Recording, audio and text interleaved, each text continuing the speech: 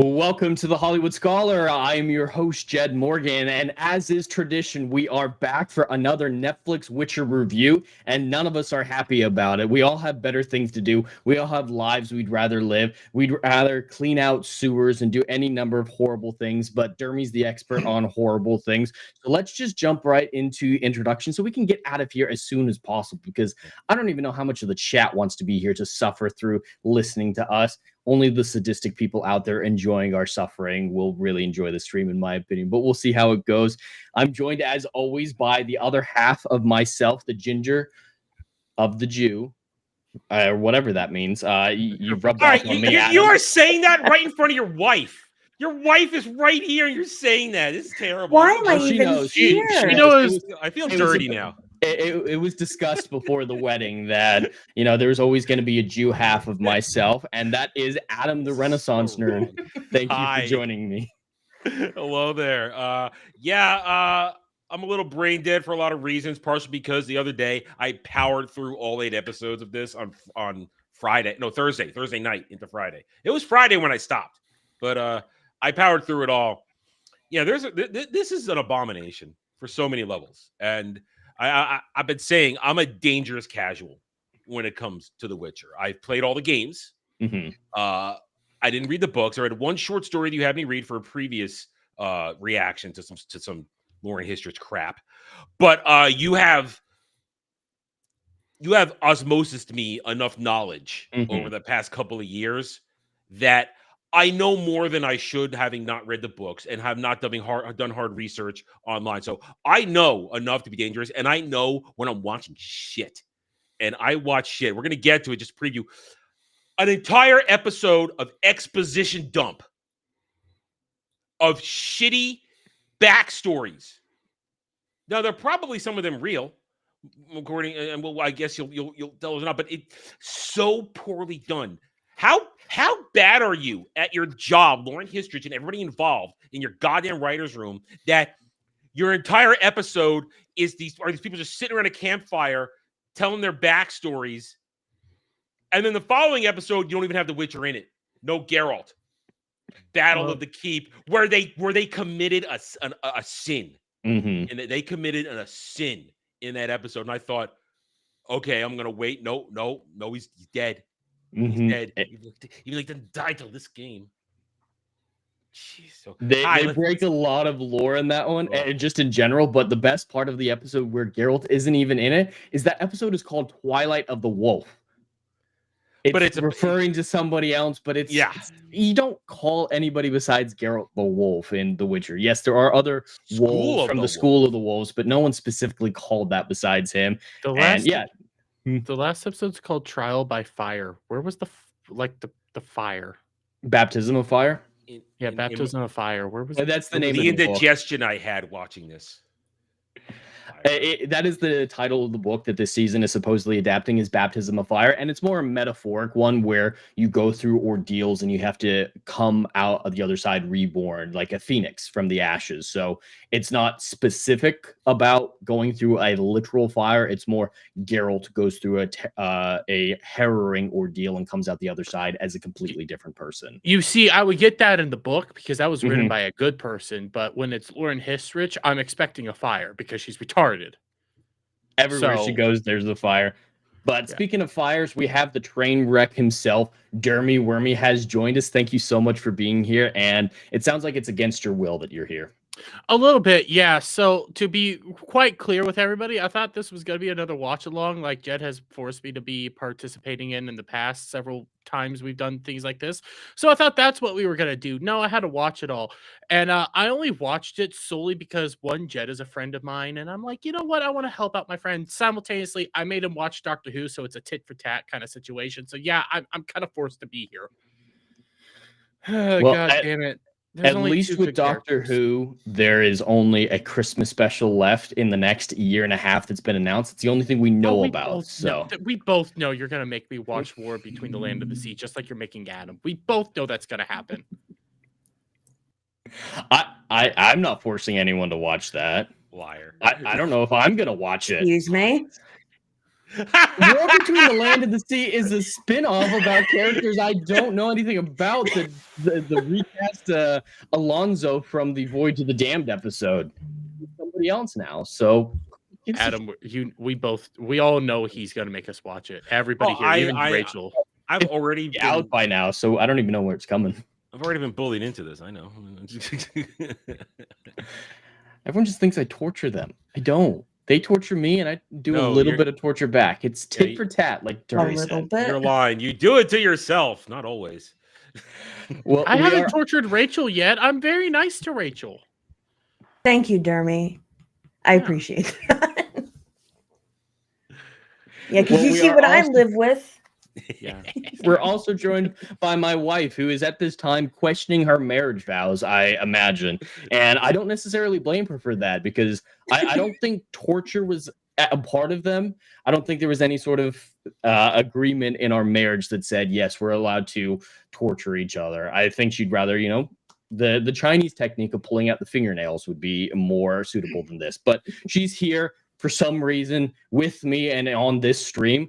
Dr. Rachel, thank you so much for being here. Hi. Oh, it's fabulous to be here. At least I'm joined by some great people. But yes, specifically mentioned in the vows. But I do remember I had to with multiple other people, including Adam. So I do remember that part. Wait, I was there. I don't remember. I don't remember that. It was on the paperwork in the fine print. Oh, okay. Yeah, I wasn't there for that. It was in the paper. I'm here watching yet another app. I'm very much a noob when it comes to The Witcher. I hear, Jed's explanation about like me asking a simple question and getting an hour-long response based on the books and games and stuff. When it comes to The Witcher, also Doctor Who. So I'm kind of used to it at this point. And nothing can really prepare me for having to watch shows like this. Even though I'm used to being forced to watch them, I'm still not used to just how bad they always are.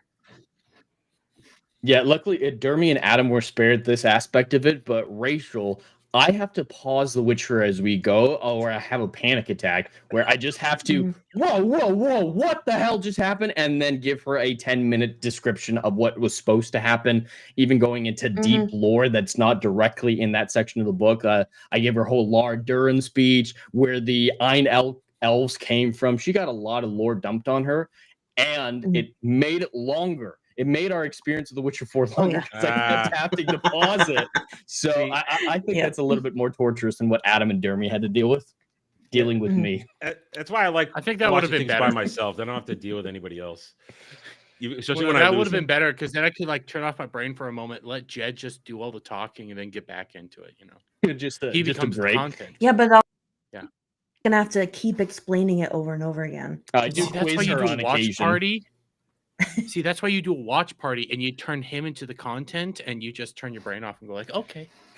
I mean, I'm expecting to do this right back to him when we get to what is it, the Harry Potter HBO stuff. I'm expecting to just lore dump on him when it comes to Harry Potter, when it comes to that. So she is the expert on that one.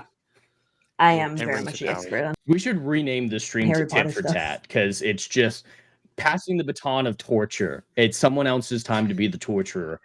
Adam, what's your next time being the torturer? Because Dermy's taking credit for Doctor Who. I mean, I guess I orchestrated that originally, so I guess I am the puppeteer of that one. What's my next torture for everybody? Probably Lanterns. Oh, you're gonna make us watch Lanterns? I'm gonna watch it. I mean, I'm gonna review it. I mean, that's gonna be low hanging fruit in February. That's easy. I feel like I'm missing something. There's got to be something else before that. Well, my next torture review is the Mandalorian and Grogu movie with Baby Yoda on your lap. That's because I orchestrated that mess. Yeah, you did. I was actually thinking about that. The trip, like the window of the trip. If the stars haven't aligned and I haven't moved down there yet, it's like, okay, I come up for the weekend. Brad wants to go to dinner, and then I have to do the day, and then it's like basically, how long do I make myself suffer afterwards? is the question. How long do I make it suffer? How long do I prolong it? Because the chat didn't turn it into a week of doom. It's still just the day of doom. It's still just everything horrible in that one day. So it's not a week of doom. That's still a lot of horrible though. Yeah, and we owe the world a hand holding at some point at a meetup. You and I, unfortunately. I think we should have hugged. Hugged? No, for Yeah, 30 I think we should have minutes. hugged. No, we're Yeah. supposed to no. Why are you making it worse? You're the one that was bitching and moaning about it. Now you're making it worse. Well, because I'm gonna find a way to grift off this Well, of shit. course I'm you going to are. find a way. You get to live stream at the same time I do and get. I'm gonna super get like chats. Jew AIDS. I'm gonna get like Jew AIDS or something like that. I don't know. Jerpies? What? I mean, Did you say? Keep Jerpies? keep workshopping those names. Yeah, I mean, jerpies. if I Two was herpes. Ashkenazi, I could maybe give you Tay-Sachs somehow, but no, it doesn't work like that. No, because I don't have Yeah, we'll Tay-Sachs figure it. gene in me. God damn, we're off the rails. Yeah, I don't know what's Well, happening. we're trying our hardest not to talk about a show that I watched last night and this morning. I finally got done, and I'm sitting here wondering how the fuck did this show even start? What was the first Oh, you know how it beginning? started? It started with a recap of Henry Cavill there, but not being there, so they could very sloppily slip in Lesser Hemsworth as Geralt. That's how it That was- The started. recap was terrible. Yeah. Well, unfortunately, we're going to have to dive into our discussion this evening, so it can be done all the Die. sooner. That's the goal here, is to do it as quickly as possible, so the chat understands what a torturous experience this was, and then we can all move on with our lives and memory hole all of this like we have the previous seasons until Witcher Season 5 comes out, most likely next year. They filmed them back to back. 5 is already wrapped. So next year's probably we're going to get it. Before then, just want to say hail and howdy to everyone in the chat across all the different channels. We are live streaming on Kick, Twitch, Rumble, and YouTube right now. So hail and howdy to everyone. I hope you enjoy this, but not too much. Enjoying it too much means you're a bad person. They're all bad Yes, it people. does. Listen, Well, granted, Static probably will enjoy this a lot. Yes, Static The chat already. Mhm. probably is enjoying this.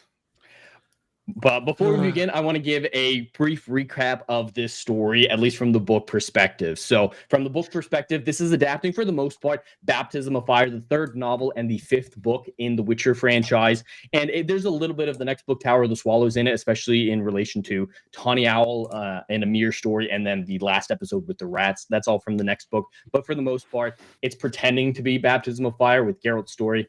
But the funny thing is, in this book, Yennefer's in 2 scenes, and that's it.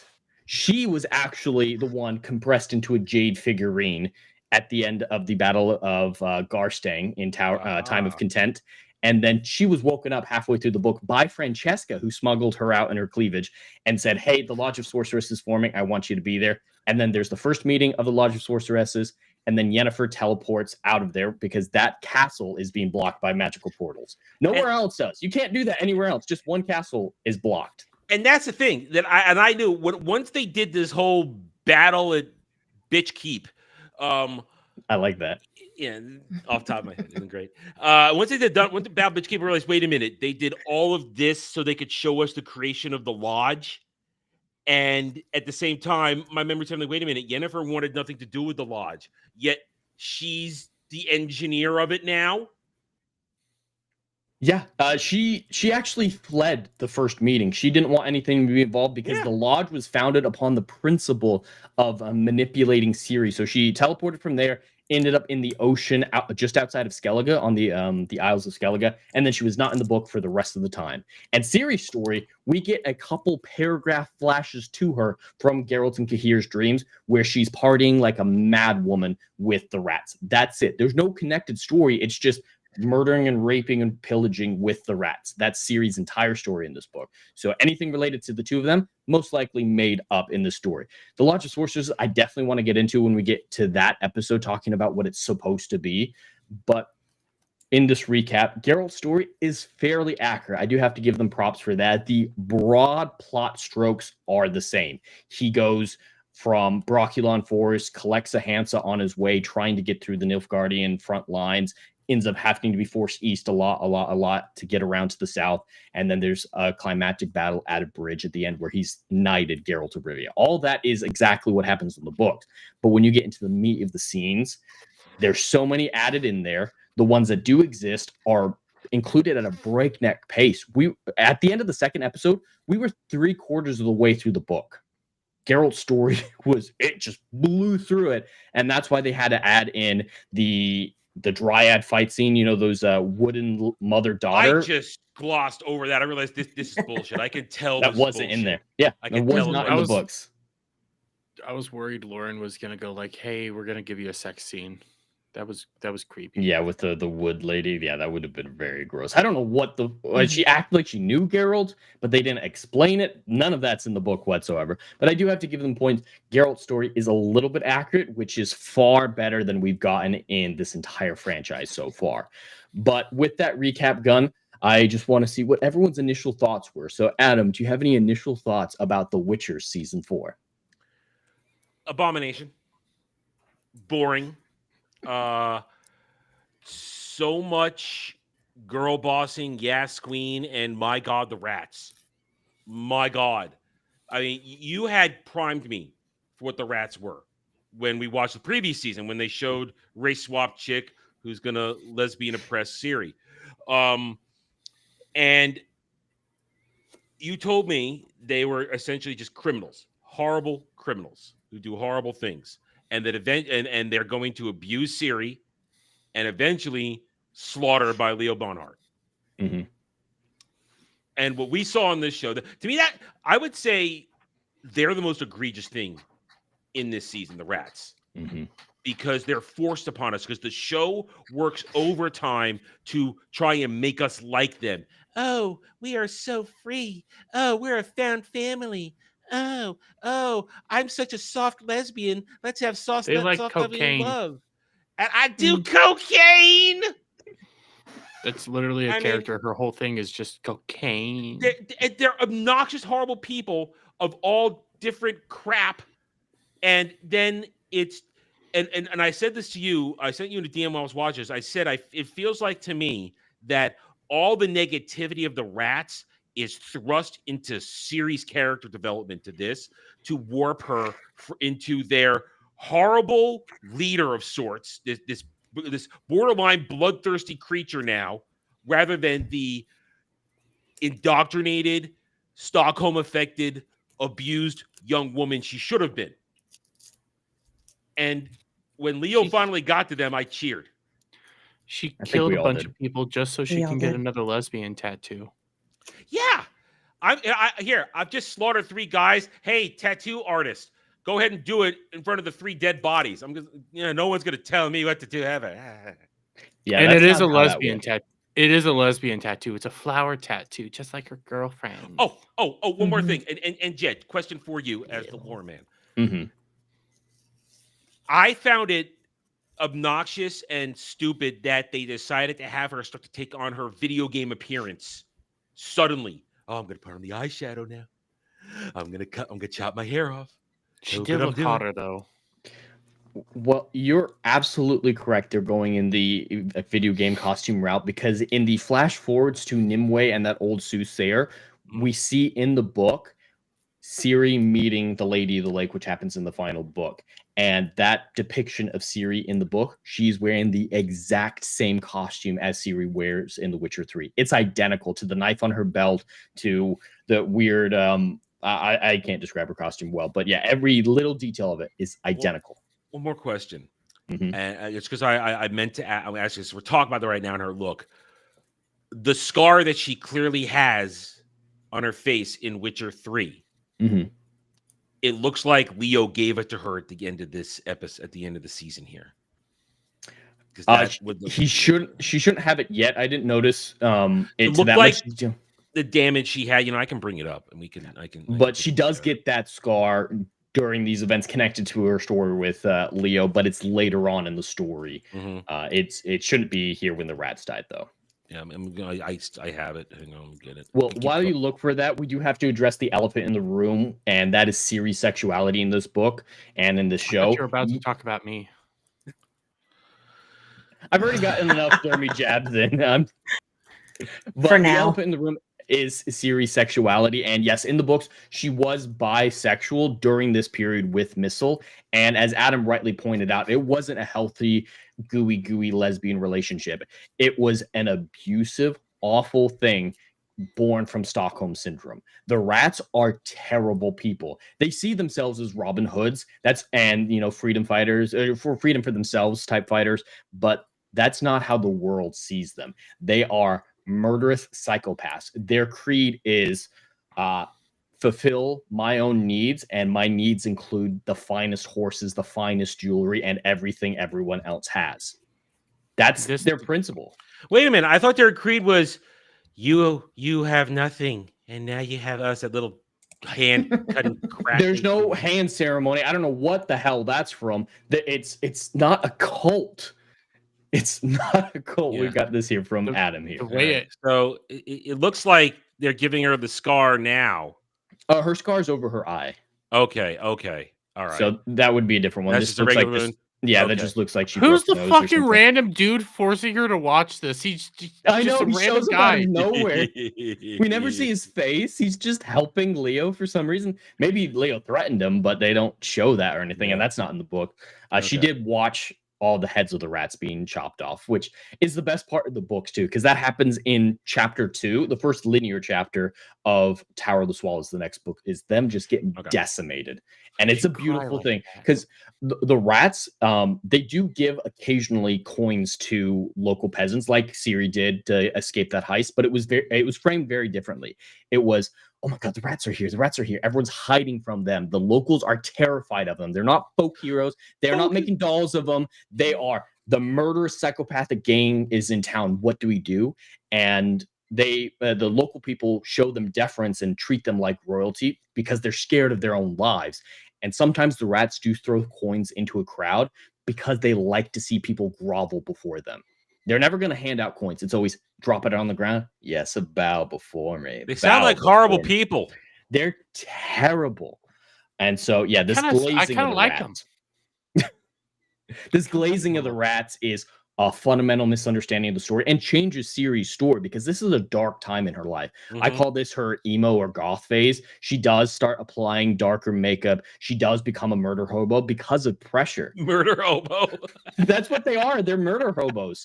And whenever she kills someone, it wouldn't be Missile being, oh my god, you're so violent. It'd be, man, you didn't leave me someone to kill, Falca. That was so messed up. What are you becoming?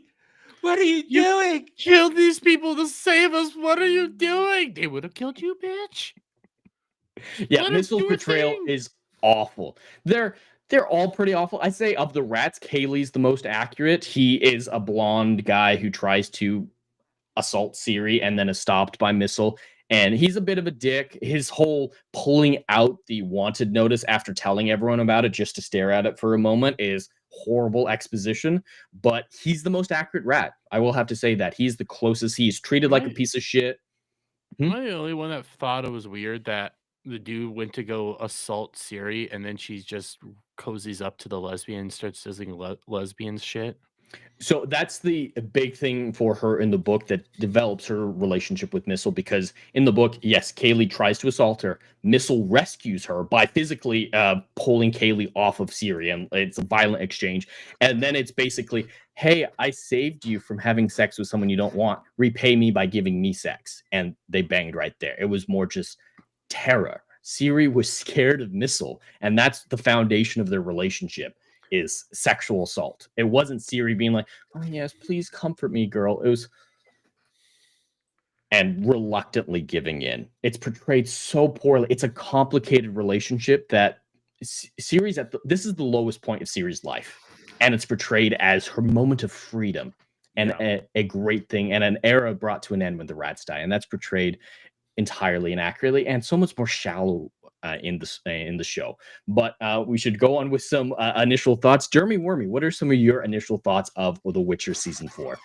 I'm gonna be. I tweeted this out. I believe even. I don't know. I again, like I said, I don't know who's fucking who. That works in multiple different fucking ways with this show because I legitimately don't know who's shoving a dick and who's rubbing midgets with who. I've seen so much of the show and I still don't. Nothing's latching on. My overall thoughts are the only character I actually liked outside of Leo was the vampire dude whose name is escaping me right now. Regis, because Lawrence Fishburne, interesting guy, knows how to act, and he had fun with it. So that's about it. Everything else was just get it over with. When are the fucking rats gonna die? Why is I completely forgot that Siri's dad wanted to fuck Siri, and then that Siri's dad was the hedgehog fucking dude. All the way back at the beginning. I completely forgot all of that shit, and they act like that's a big reveal, and it's like, wait, no, that would have been a big reveal. That would have made sense. There was a dance number that I skipped over. Shockingly enough, I forgot who this old dude with a cane was. And then dude that's supposed to be in Witcher 3 dies. And a lot of fucking people wanting to just eat each other out constantly. All the fucking time. I was waiting for the weird gay orgy sex scene happening at the Witch's Coven. I was waiting for it. Oh, there were people sad it didn't happen, like when Francesca was found by Yennefer having sex with that dude and then just laying there all sweaty and gross. They're like, I'm so sad Yennefer didn't bang her right here. The only one I want to see do anything with Sabrina. I'll do all kinds of things to her. That's a very wrong portrayal of Sabrina, but it is a hot actress. Yes. It is a very hot actress. There's also a dwarf dancing before throwing down her hammer. Oh, yeah, she's not in the books. They killed Kira and replaced her with lesbian dwarf, badass warrior. Because yeah, she tries to hit on Yennefer and she hits on Triss, saying the last ginger I touched. That abomination that is Triss. Hey, at least the dwarves have beards all the way around. They do. Not that we've ever seen them in the books. He never sees a female dwarf in the book, at least not focally that I remember. I'm just more pointing out that Rings of Power got that wrong, and they got it right here. Wrong franchise, but I'm not putting beards on my dwarves. Women. Listen, that all in all, you know what? There was one other character. I like the gnome mainly because in his little flashback, I was able. I knew you were going to bring that up. I was able to relate with it. Psychopath. I'd rather him do that to all the characters in the show. I want to see season 5 is just Percival going full Deadpool versus the MCU and killing every single character one by one. I'd watch the shit out of that show. But I didn't know his name was Percival until they said goodbye to him. That's how bad that show is. I didn't know. There's a lot of characters. There should have been more. There were another 5 dwarves with them. Really? Yeah, there was a whole bunch of dwarves that they come across, and the refugees that they find Zoltan traveling with. There's a lot of them, women and children, not just one mother and one daughter, whoever those ladies were. When was the last time they engaged with these dwarves? They acted like they knew each other for a long period of time. I don't remember them from any other season. Yarpen was the bald one who they met at the big refugee camp. He was in previous seasons. He was briefly in the books, and he wasn't here in this book. But he was in the show previously. None of the other dwarves or gnomes were. I have one other thing, and I don't know if Rachel noticed this. On the bald dwarf guy, you could see the plastic line on his hammer tool thing. Like you could see the plastic and everything like that. It was ridiculous. So I hate it. Jed, I only did this because you're my friend and tit for tat. Tit for tat. That's going to be a stream now, isn't it? I think we just need to rename this stream Tit for Tat because we've said it so much. But speaking of tit, Dr. Rachel, what are your thoughts on this season, especially as our resident cosplay, weapons, and costuming expert? Well, first of all, to segue from the tit for tat, no boobs. No boobs in this season. There's the grinding, but the hair is covering everything. There's even a point. And it's weird. It's also weird because of that, because when she's grinding, like some of her hair is moving, but the hair covering her chest doesn't move. So it's like it's pasted on there to make sure nothing is shown. So I think that's like pasted on to make sure nothing gets shown. I was watching carefully to see if anything was going to shift. And because, honey, you did it in season 1. And she had some good tits. She's miscast as Yennefer. I don't like her as Yennefer, but She got a good body. Every sorceress in this show is miscast horribly. Listen, the Elf Queen lady, if they, cleared up her face and didn't make it look so oily, I'd be able to do it. She's a I will very say, glossy Jeremy, face. when you were talking about the dwarf that you liked, I was so afraid you were going to say it was the dwarf sorcerer. Oh God, Like no. the stupid fake ass beard. The on her. partial beard. It Yeah. literally looks glued on. Dermy's it- anti-Lalafell will not let him go that far. Mhm, Mhm. good. But yeah, there's so much to not like about this. I have a bunch of notes, but like, I just think it's funny that after Jed and I had finished and we were just kind of like browsing for looking for something good to, clean our palates after that, we found the rat completely That's how we silently found out. at the same time. Like it was not announced at all. So I So then think they Jed were made just you like, watch that. no. We haven't seen it I'm yet. not watching that. No. I'm sure we'll have to watch it at some point, but I thought it was pretty funny that like that dropped so silently. And I think that's also part of the reason, other than, DEI rats can't be bad, obviously. But I think another part of the reason why they tried to make them so likable and just turn them into petty thieves rather than like what Adam was saying, how Jed warned us what the rats really. The show just, pacified them so much, probably to make audiences like them enough to watch the movie after. I think that was also a big reason why they did it. Because if you hated the rats and, thought they were evil, they thought, oh, well, people aren't going to want to watch the movie. I want to watch The Butcher movie that evil was supposed to people. be a show. I watch evil people do evil stuff all the time. These were They just have to be well written. Yeah, Yeah. they were just unlikable. Well, I knew the spinoff was going to come out. Originally, it was going to be a season, but they canceled filming in the middle of filming. And then it's like, oh, all right, they're just done with the rats. It's going to disappear. And then a few months later, they're like, we figured out a way to make a movie from what we have filmed up to this point. So I'm sure the movie plot-wise is a disaster.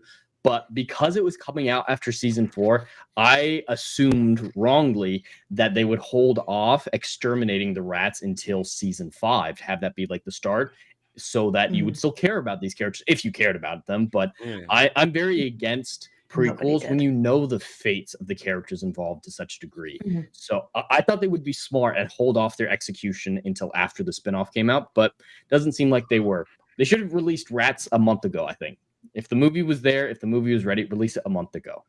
That would be a better time for it. Question. Of course. I was going over the season in my head right now. I don't think Geralt called his horse Roach once. I didn't hear it at all. This is a big one that he calls his horse Roach.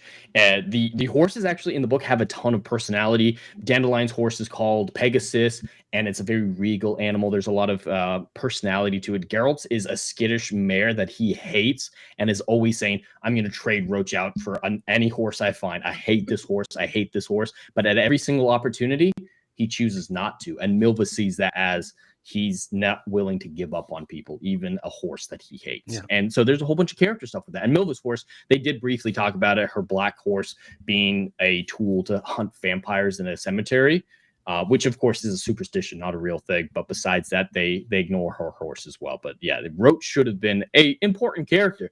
But they decided to pad out and make storylines for Yennefer, Ciri, do everything in Nilfgaard that they shouldn't have, instead of focusing on what the book covered, which was pretty much just Geralt's story.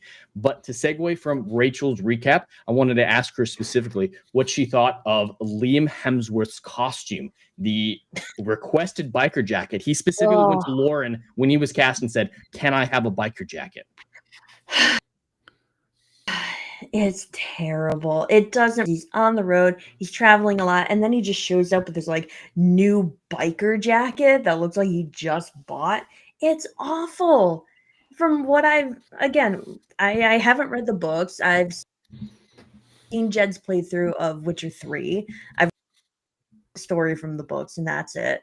He's an expert here, but I would think someone just constantly fighting in battles against creatures and on the road all the time, and he's not gonna have pristine biker jacket. It's just stupid.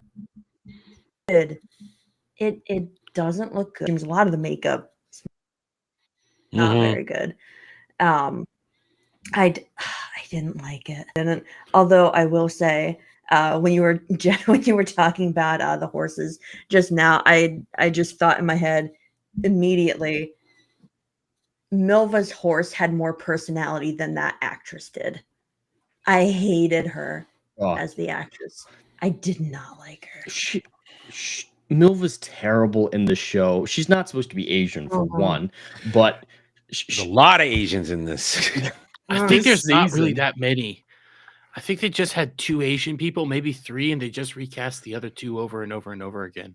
I'm not even lying. I'm not even lying. They all kind of look, all the girls 2 actresses, but multiple roles. Yes, I'm telling you, the other Asian ladies, they all look the same. All were pretty flat faced. They all had the same little look, and it's like, oh, the racisms. Like the one that Yennefer tortured. Yeah, man, that whole scene. It's just to fluff up how strong Yen is. She takes no shit. Where's my daughter? Where's my son? Yeah, speaking of the daughter crap, all right, yes, Geralt and Yennefer see Ciri as a surrogate daughter, but they don't go around saying, you hunted my daughter. Oh, my daughter, where's my daughter? Geralt, he's my father. And Vesemir sure shit don't say, you hurt my son. Yes, these are paternal, maternal roles and child roles, but they don't go around using those labels constantly. Yeah. The Geralt Ciri one is rare. Like once per book, maybe you might hear him refer to Ciri as his daughter, or somebody else refer to her as his daughter. But in this show, it's constantly family, family, family. We're a family. We're a family. Oh, I need to find my mother. Oh, you hurt my son. Vesemir was just awful in this show. Did they recast him? That wasn't the same. Yeah, that wasn't the same actor. They recast him just to include him in a sequence he wasn't involved in because it didn't happen, and then promptly kill him. All right, there. Okay, we've said it. They killed Vesemir. He doesn't die until Witcher 3 in a most shocking, horrible, traumatic way. The events that he dies in Witcher 3 are so terrible. This is just, you died. You died, and because he just kept pushing the pole into you and making it disappear. What? That was one of the worst parts because I didn't believe I was seeing this. I'm like, because I'm thinking to myself while I'm watching it, I'm thinking to myself, having Vesemir be a part of this is bullshit because you know his fate. He doesn't die until Witcher 3, and then they killed him. And I realized, wow. Lauren Histrich really is committing to that whole, we're going to tell our own story thing. You can still have your books and your games, but this is our version. Bitch. Yeah, she's obsessed with making it as personal as possible. They killed a lot of people who shouldn't die. Yes, the games aren't canon to the books, and Vesemir doesn't play a huge role in the last couple books. It's still not a character you should bring in randomly to fight in a battle he was never part of, that never existed, just to kill him unceremoniously. Like with this whole thing, like, I'm going to kill the worst monster of them all because I love you, Yennefer. Man, bad. You heard about Bill Before this morning. Why do you think he's the worst monster of them all? Witchers specifically don't get involved in politics. Geralt is an anomaly, and he's made fun of for it. Like the other Witchers are like, oh, you marry another princess, Geralt? Other schools, they don't understand Geralt in the slightest. Vesemir is a very traditional Witcher. Yes, he's not committed to continuing the Trial of the Grasses, making more Witchers and stuff like that. So he's a little bit softer per se compared to his predecessors, but he's still Geralt. Do your job. Go on the path. Find a contract. If someone isn't going to pay you enough, don't take that contract. And he's not going to hear about a guy and say, yeah, my son got in a fight with a stranger that I just heard about, and now that guy's the worst monster of them all. It's cucked is the wrong word, but just so feeling. And that's something a lot of people don't understand from the books as well. There is the side of people who hear that Witchers don't have emotions and believe that.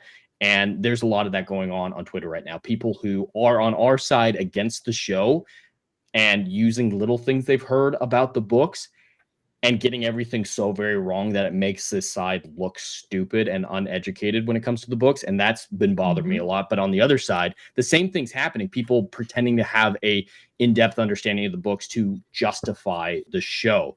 So that's a big point of discussion. Ciri being a lesbian and Witchers having emotions or not. Those are the two focal points between these two sides of ignorant people. Witchers. Don't you see some of Geralt's emotions in Witcher 3?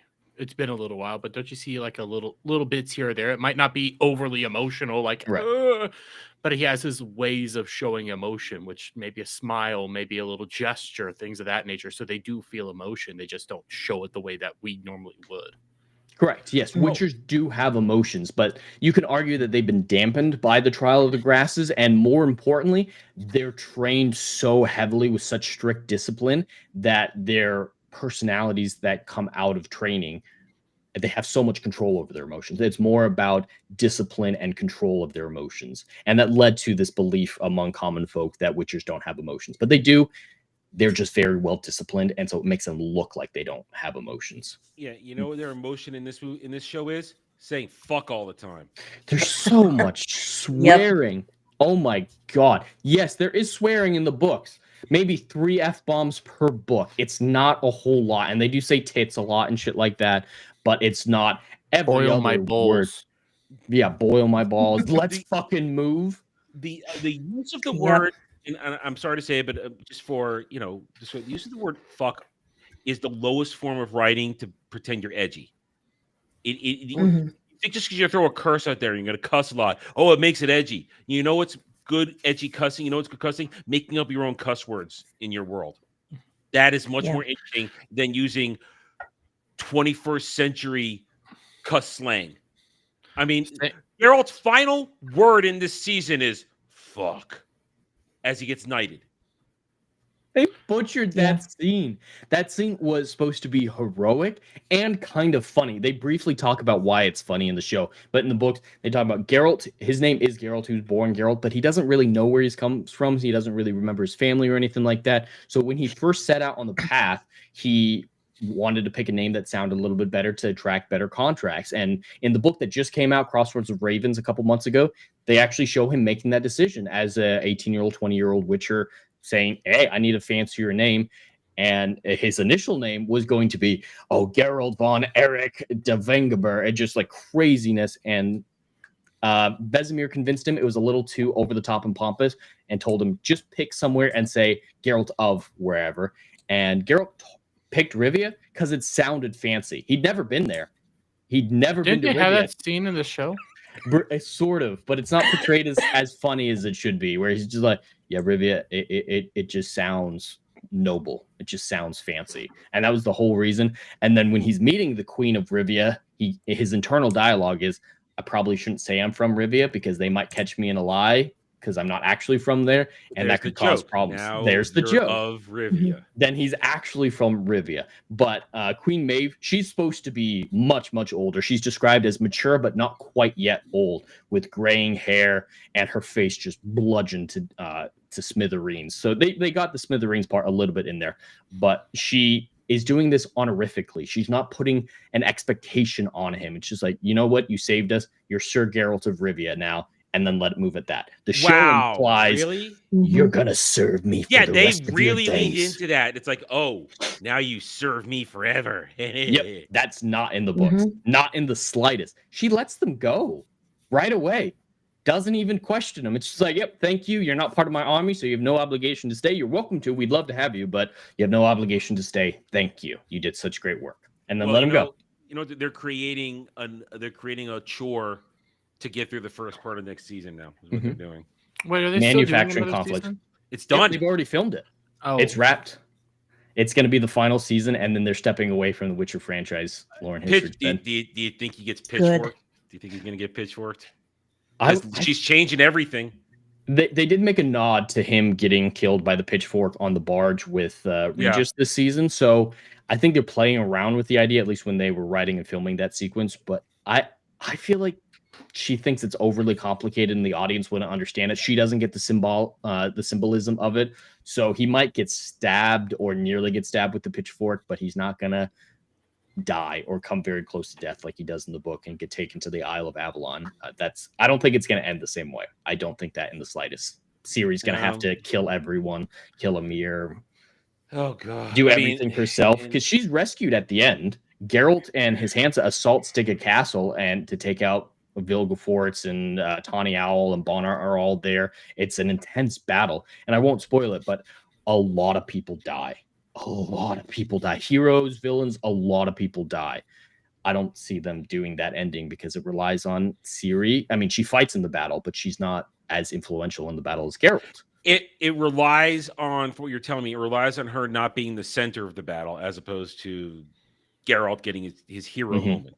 She does get hero moments fighting specific people in the battle. She takes out some of the villains herself, and by this point she's a master swordsman. She's beat in that book. She beats Eredin, King of the Wild Hunt, in a sword fight on a rocking rowboat. So by this point she's a very gifted swordswoman. But that fight is going to be bizarre, I think, and yeah, I don't see the ending being the same. But to be fair, sorry. To be fair, like you said, they probably won't kill him off with a pitchfork, but I could see them, because they're going so heavily on this girl power and reducing Geralt's story so they can add in more shit for Yen and Ciri. I can absolutely see them like killing off Geralt in a heroic moment because, you know, straight white male, obviously bad. And this is going to be awful if it's true, but I could see them like, he saves Ciri, he gives her his wolf medallion, and she becomes the Witcher. And that actually gives her that namesake. I could see Lauren pulling a horrible stunt like that. To kill him off and make it clear that this was always all about Ciri. And becoming she is the Witcher rather than Geralt. I could see that happening. It'd be terrible, but I wouldn't put it past him at this point. God, that would be awful because the Wild Hunt are still out there. She goes on the run in video game canon from that point onward. But I can see them just saying, oh yeah, all her destiny, all her stuff to save the world against the White Frost, Ithling's prophecy, all that. Yeah, she's going to give it up to be a Witcher after Geralt dies. I can 100% see that being the ending of the show and make a big deal about her being the title character at the end, because that's what some people do with the Witcher 4 video game, justifying Ciri being the protagonist, saying, well, Ciri was always the Witcher referred to in the title. It was always her and never Geralt. No. She wasn't in the first collection of short stories, and she was briefly in the second. That's 2 books that started the franchise that she wasn't a major player in. No, she's not the title character. I love her. She's my favorite Witcher character. Ciri's arc from bratty, spoiled princess to badass warrior is phenomenal in the books, but we're not seeing that in the show whatsoever. And speaking of the show, I think at this point we're going to start going through the episodes one by one a little bit. I have a couple points on each episode, but we're going to try to go through it fairly quickly. And if anyone remembers the division between the episodes enough or has an idea that sounds related to what I'm talking about, please jump in and I'll ask questions along the way, but I want to get through these episodes. There's so much wrong with them. But the first episode of season 4 is What Doesn't Kill You Makes You Stronger. And it starts with the recap that Adam's referred to multiple times, with Nimue being told the story of Geralt, Yennefer, and Ciri by an old soothsayer. And that scene is in the books very, very briefly because it sets up Nimue. Nimue is actually very important in the books, specifically the final book. But what did you guys think of the portrayal of that literary device of flashing forward to Nimue constantly and having her correct the soothsayer? Because in this book, there is one scene where Nimue is just one of 10 children listening to him, and she's actually the one going, please stop telling us about Geralt. I don't want to hear the action stuff. Tell us what's going on with Yennefer. She's so pretty. That's all Nimue does in this book, is say, I want the pretty princess, hot chicks, magic-y story, not the badass fighty story. I don't know who the hell Nimue is, and all I'm going to say is they had some bad CGI and bad animation going on during that fight with the random monster, the one of only few. The recap. Where he just magically jumps and then spins around instantly. You know, that was expert, just beautiful. No, it's awful. I hate the beach scene where he's just looking at all these monsters around him, and it's trying to be a badass one take, and they just made up a bunch of monsters or butchered what existed. Yeah. That recap was terrible. Just so that they could recreate some of the scenes with Liam in Henry's place in the recap. But as the other writer on this panel, Adam, would you have any thoughts on that literary device? It felt ham-fisted. I understand. You've mentioned Nimue enough times that I know she's going to be important, but the way they do it, a lot of people are complaining, "Oh, she's lecturing the old man." I didn't say that. I just found it. They already proved that. They already proved with season 1, the whole disjointed timeline narrative thing was barely done here, and making it. Trying to make it clear that this is in the future of what we're watching, it makes it's sloppy and ham-fisted. I can't put that any other way. It's just, you have to quickly realize, wait a minute, they're reading a book that's already completed. I don't like it when a show, a story, anything is somebody else telling somebody the story. Mm-hmm. Because I don't then feel invested in as though the events are really happening in front of me. I'm completely pulled away. I'm already pulled away because this is a terrible series at this point. But I didn't like that as, okay, so we're essentially hearing someone else tell a story right now. Why do I care then? Mm-hmm. These characters don't feel real to me then. They're just characters. It's a story about a story. Mm-hmm. So that was what bothered me about this. People could complain all they want. Oh, she's woman-splain, little girl woman-splaining the old man. I'm not gonna. I'm gonna come out as more the objective, poor quality of this production value, and it's poor. It's just terrible. I think a lot of these flash forwards, because there are a lot of random ones in the books, make more sense in a book context. They just feel out of place in a show. I honestly would cut most of them out. And there's multiple examples of it. Like you saw in the show, Dandelion starting to write his half a century of poetry book. That conversation is in the next book, but there's a sequence where they show he loses a chapter of his book, a draft of one of his chapters. And then it cuts forward to centuries in the future as archaeologists dig up a cave in, and they find his missing chapters, and it's in an ancient language that they don't understand. They think it's sorcery, so they burn it on the spot. So his missing chapter, his missing history of what's been going on to them is lost forever, even when it's rediscovered. It's more a comedic little bit that's a page or two, but that just wouldn't work in this show. So I wouldn't have included Nimue until she's actually involved in the story, because her backstory doesn't matter all that much. We're not getting any of her backstory here. She's just learning about Ciri and Yennefer. That's all that is important about that moment. And it's fine in a book when it's just a paragraph at one point, just saying, yep, she's learning this story. But in the show, they kept coming back to it. They kept coming back to it, showing her growing up. It's disjointed. So I totally agree with you there, Adam. Rachel, from your perspective, what did you think? I know you're semi-familiar with Arthurian legends, and this is the Lady of the Lake. Nimue is the Lady of the Lake from Arthurian legend. And she's a little brown girl for some reason, the British mythological icon. So did you have any thoughts about the Nimue recaps? Like you all have said, it was very ham-fisted. It was stupidly done. It's like someone read about Nimue from Spark Notes and just played a game of telephone over to Lauren Histridge, and that's how she figures she's being accurate. I feel like they used that bit in the books to justify constantly going back, making this a girl empowerment story. Because like you said, if she like a quick thing, you're not supposed to get her backstory. You just kind of like hear she's one of the kids listening in, right? To the story being told, but the constant in this show cutting back to her, watching her grow up, taking over, correcting the storyteller multiple times, story to read to one of the other kids, and constantly saying how this is chosen, she's special, she's supposed to be influential and part of this legend. It's so drilled into the audience. It's like, okay, we get it. Let's move on. We don't care about this character. Come back to her when she's actually part of the story.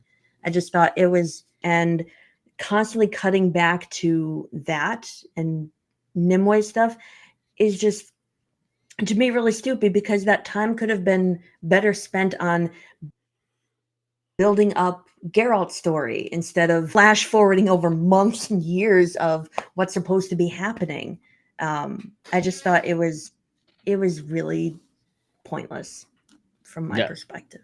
And there was none of that stuff about her before growing up thinking that she was involved in the story or knowing that she was the Lady of the Lake from off the bat. She didn't know until it was over, and she's like, oh, wow, I was a part of that story. She was obsessed with it, absolutely, but it wasn't portrayed in that way. For episode 1, I just want to go through a couple quick points. Vilgefortz doesn't have any ability to stop portals. That's not a thing. The monoliths in general aren't a thing. The monoliths don't exist, and they're so central with that book and Istrid. Istrid's in one of the short stories, and it's my least favorite short story. It's actually my most hated part of the Witcher books. It's just a short story with Geralt living with Yennefer while she's studying at, I believe it's Aretuza, with other sorcerers, and he's just hanging out, having a good time, fucking her every night, stuff like that. And he finds out that Istrid, who is working at the school with Yennefer, is fucking her every afternoon. And they clash. It's like, hey, that's my lady. Oh, that's my lady. And they're going to duel. And then they realize, wait, this is Yennefer's fault. This isn't your or I's fault. She used us both. Fuck her. And they both break up with her and leave her. And she gets upset that they were trying to make her choose between them.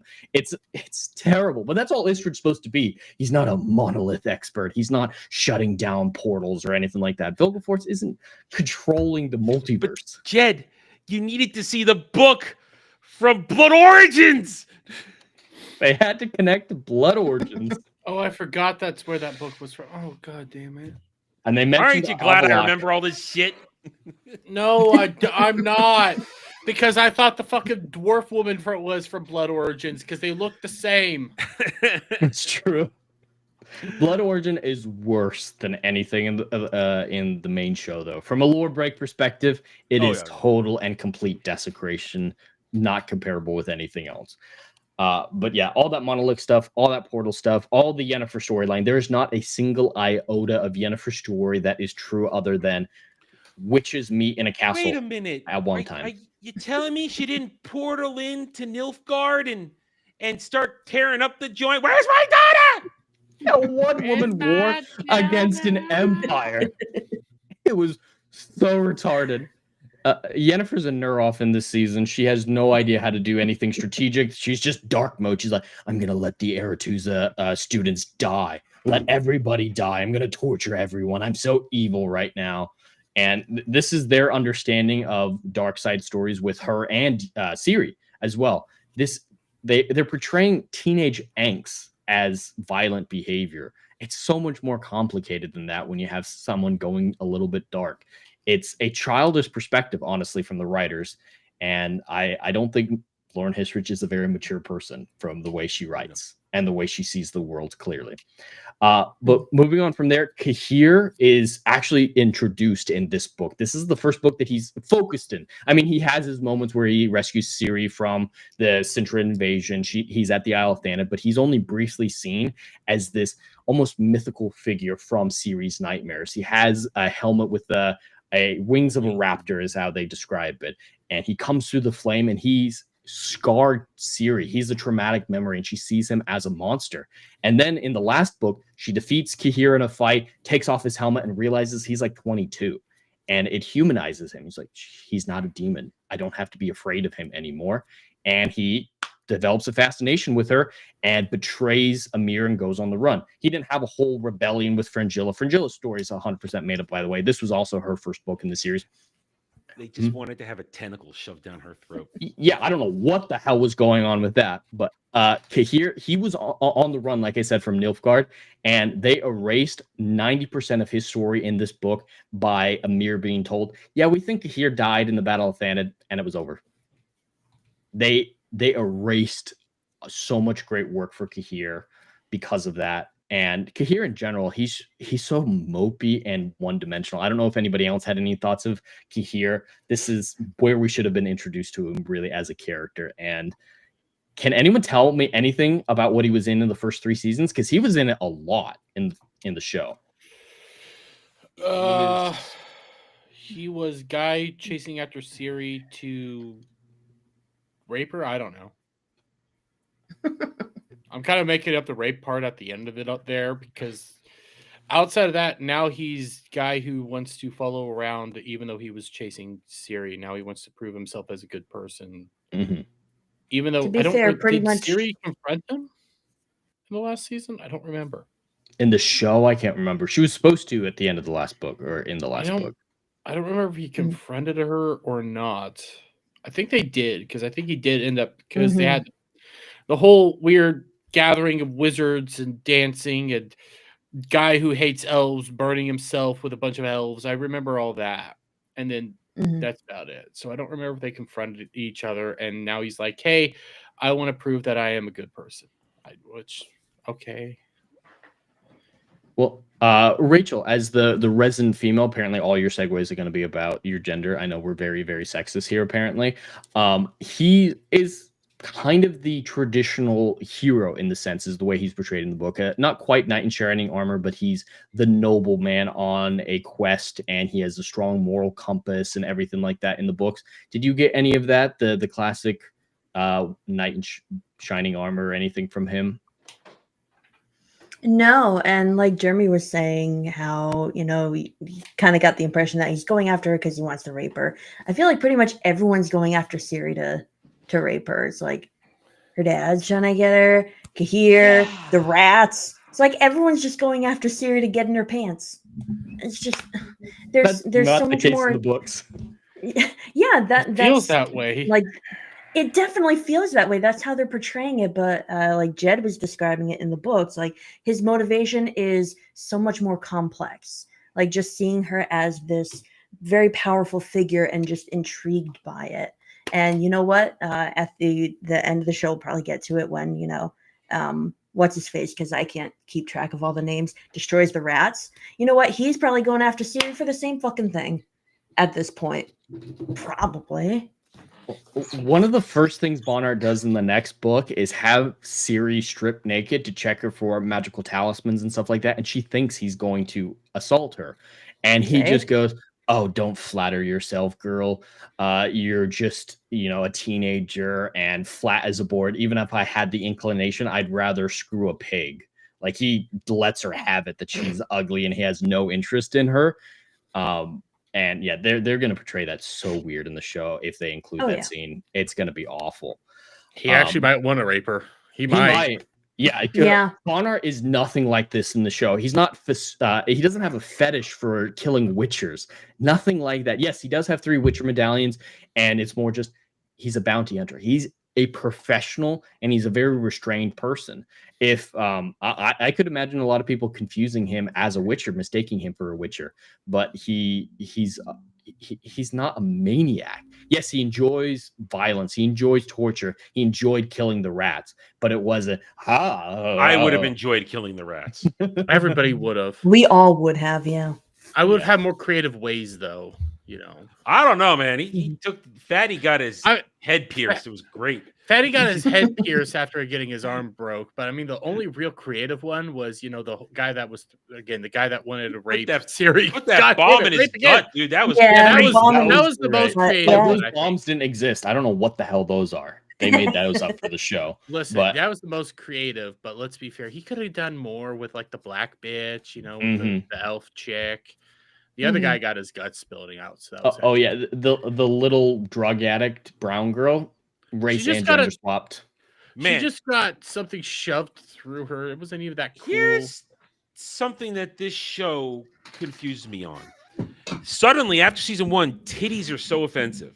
Titties are so offensive, but they'll show disembowelment, full disembowelment. They will add silly CGI blood everywhere with heads being cut off, all good stuff. But no titties. It's Adam, fine. All right, main actress ain't gonna do it. But where's the extraneous titty? Adam, don't try to figure out their logic. Quite literally, it is feminism, because at the same time, it's sexual empowerment to show off your titties. But because men like to oogle titties, it's also oppressive. So I don't fucking know. They can't win, so they just avoid it. And can't win let's either have way. people But I covered will in say, gore constantly. Yay, whatever. oh yeah. But to the point of like how Bonner just like decimates the rats, you realize the only creative killers that we really got to see in detail were the two white guys.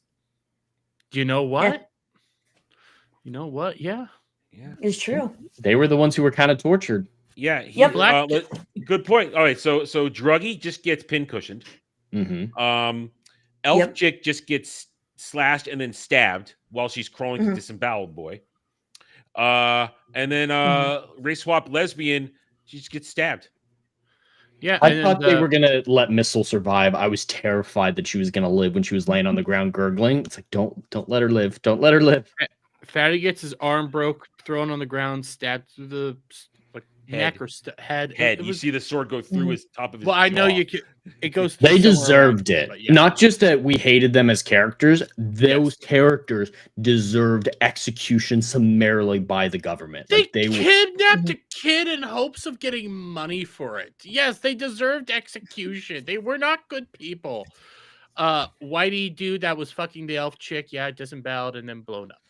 Even though, okay, you're blown up. We've seen the power of these little gems. You're blown up, but you still have the top part of your body. Not enough to get the head for the barrel.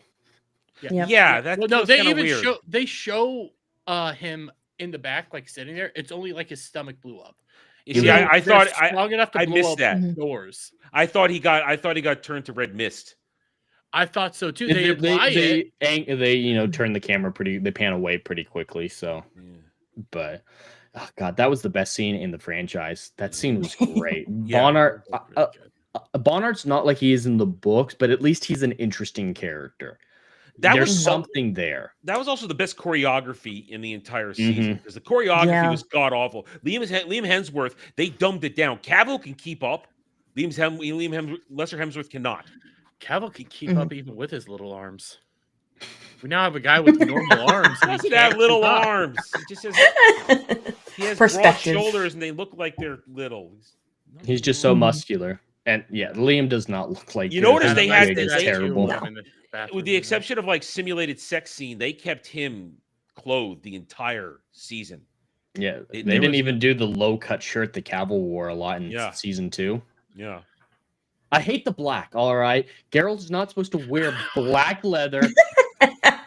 Wow. Clip that. Little edit Definitely there. clip A it. little And edit there. singular. I'm I did writing it down. singular. I didn't use a plural for it. I do know hate Weasel was in Geralt's the chat, black by the way. costume. 107 there. And Written he's down. not wearing black cloth all the time. It would be leathers, which are brown. Ah. Which I like. And a lot of times it's I like that. colorful. Like throughout at least the game, like Jed's been playing Witcher 3 and I've been watching. He just like picks up pieces at all these different places throughout the maps. And it's very just like piecewise, it's colorful. It's not as flamboyant as Jaskier's outfits in the game, but Dandelion. it- Dandelion. Listen, Image. Yeah. I like the darker outfit for Geralt, even if it's not natural. I just like darker colors, like even the Me too.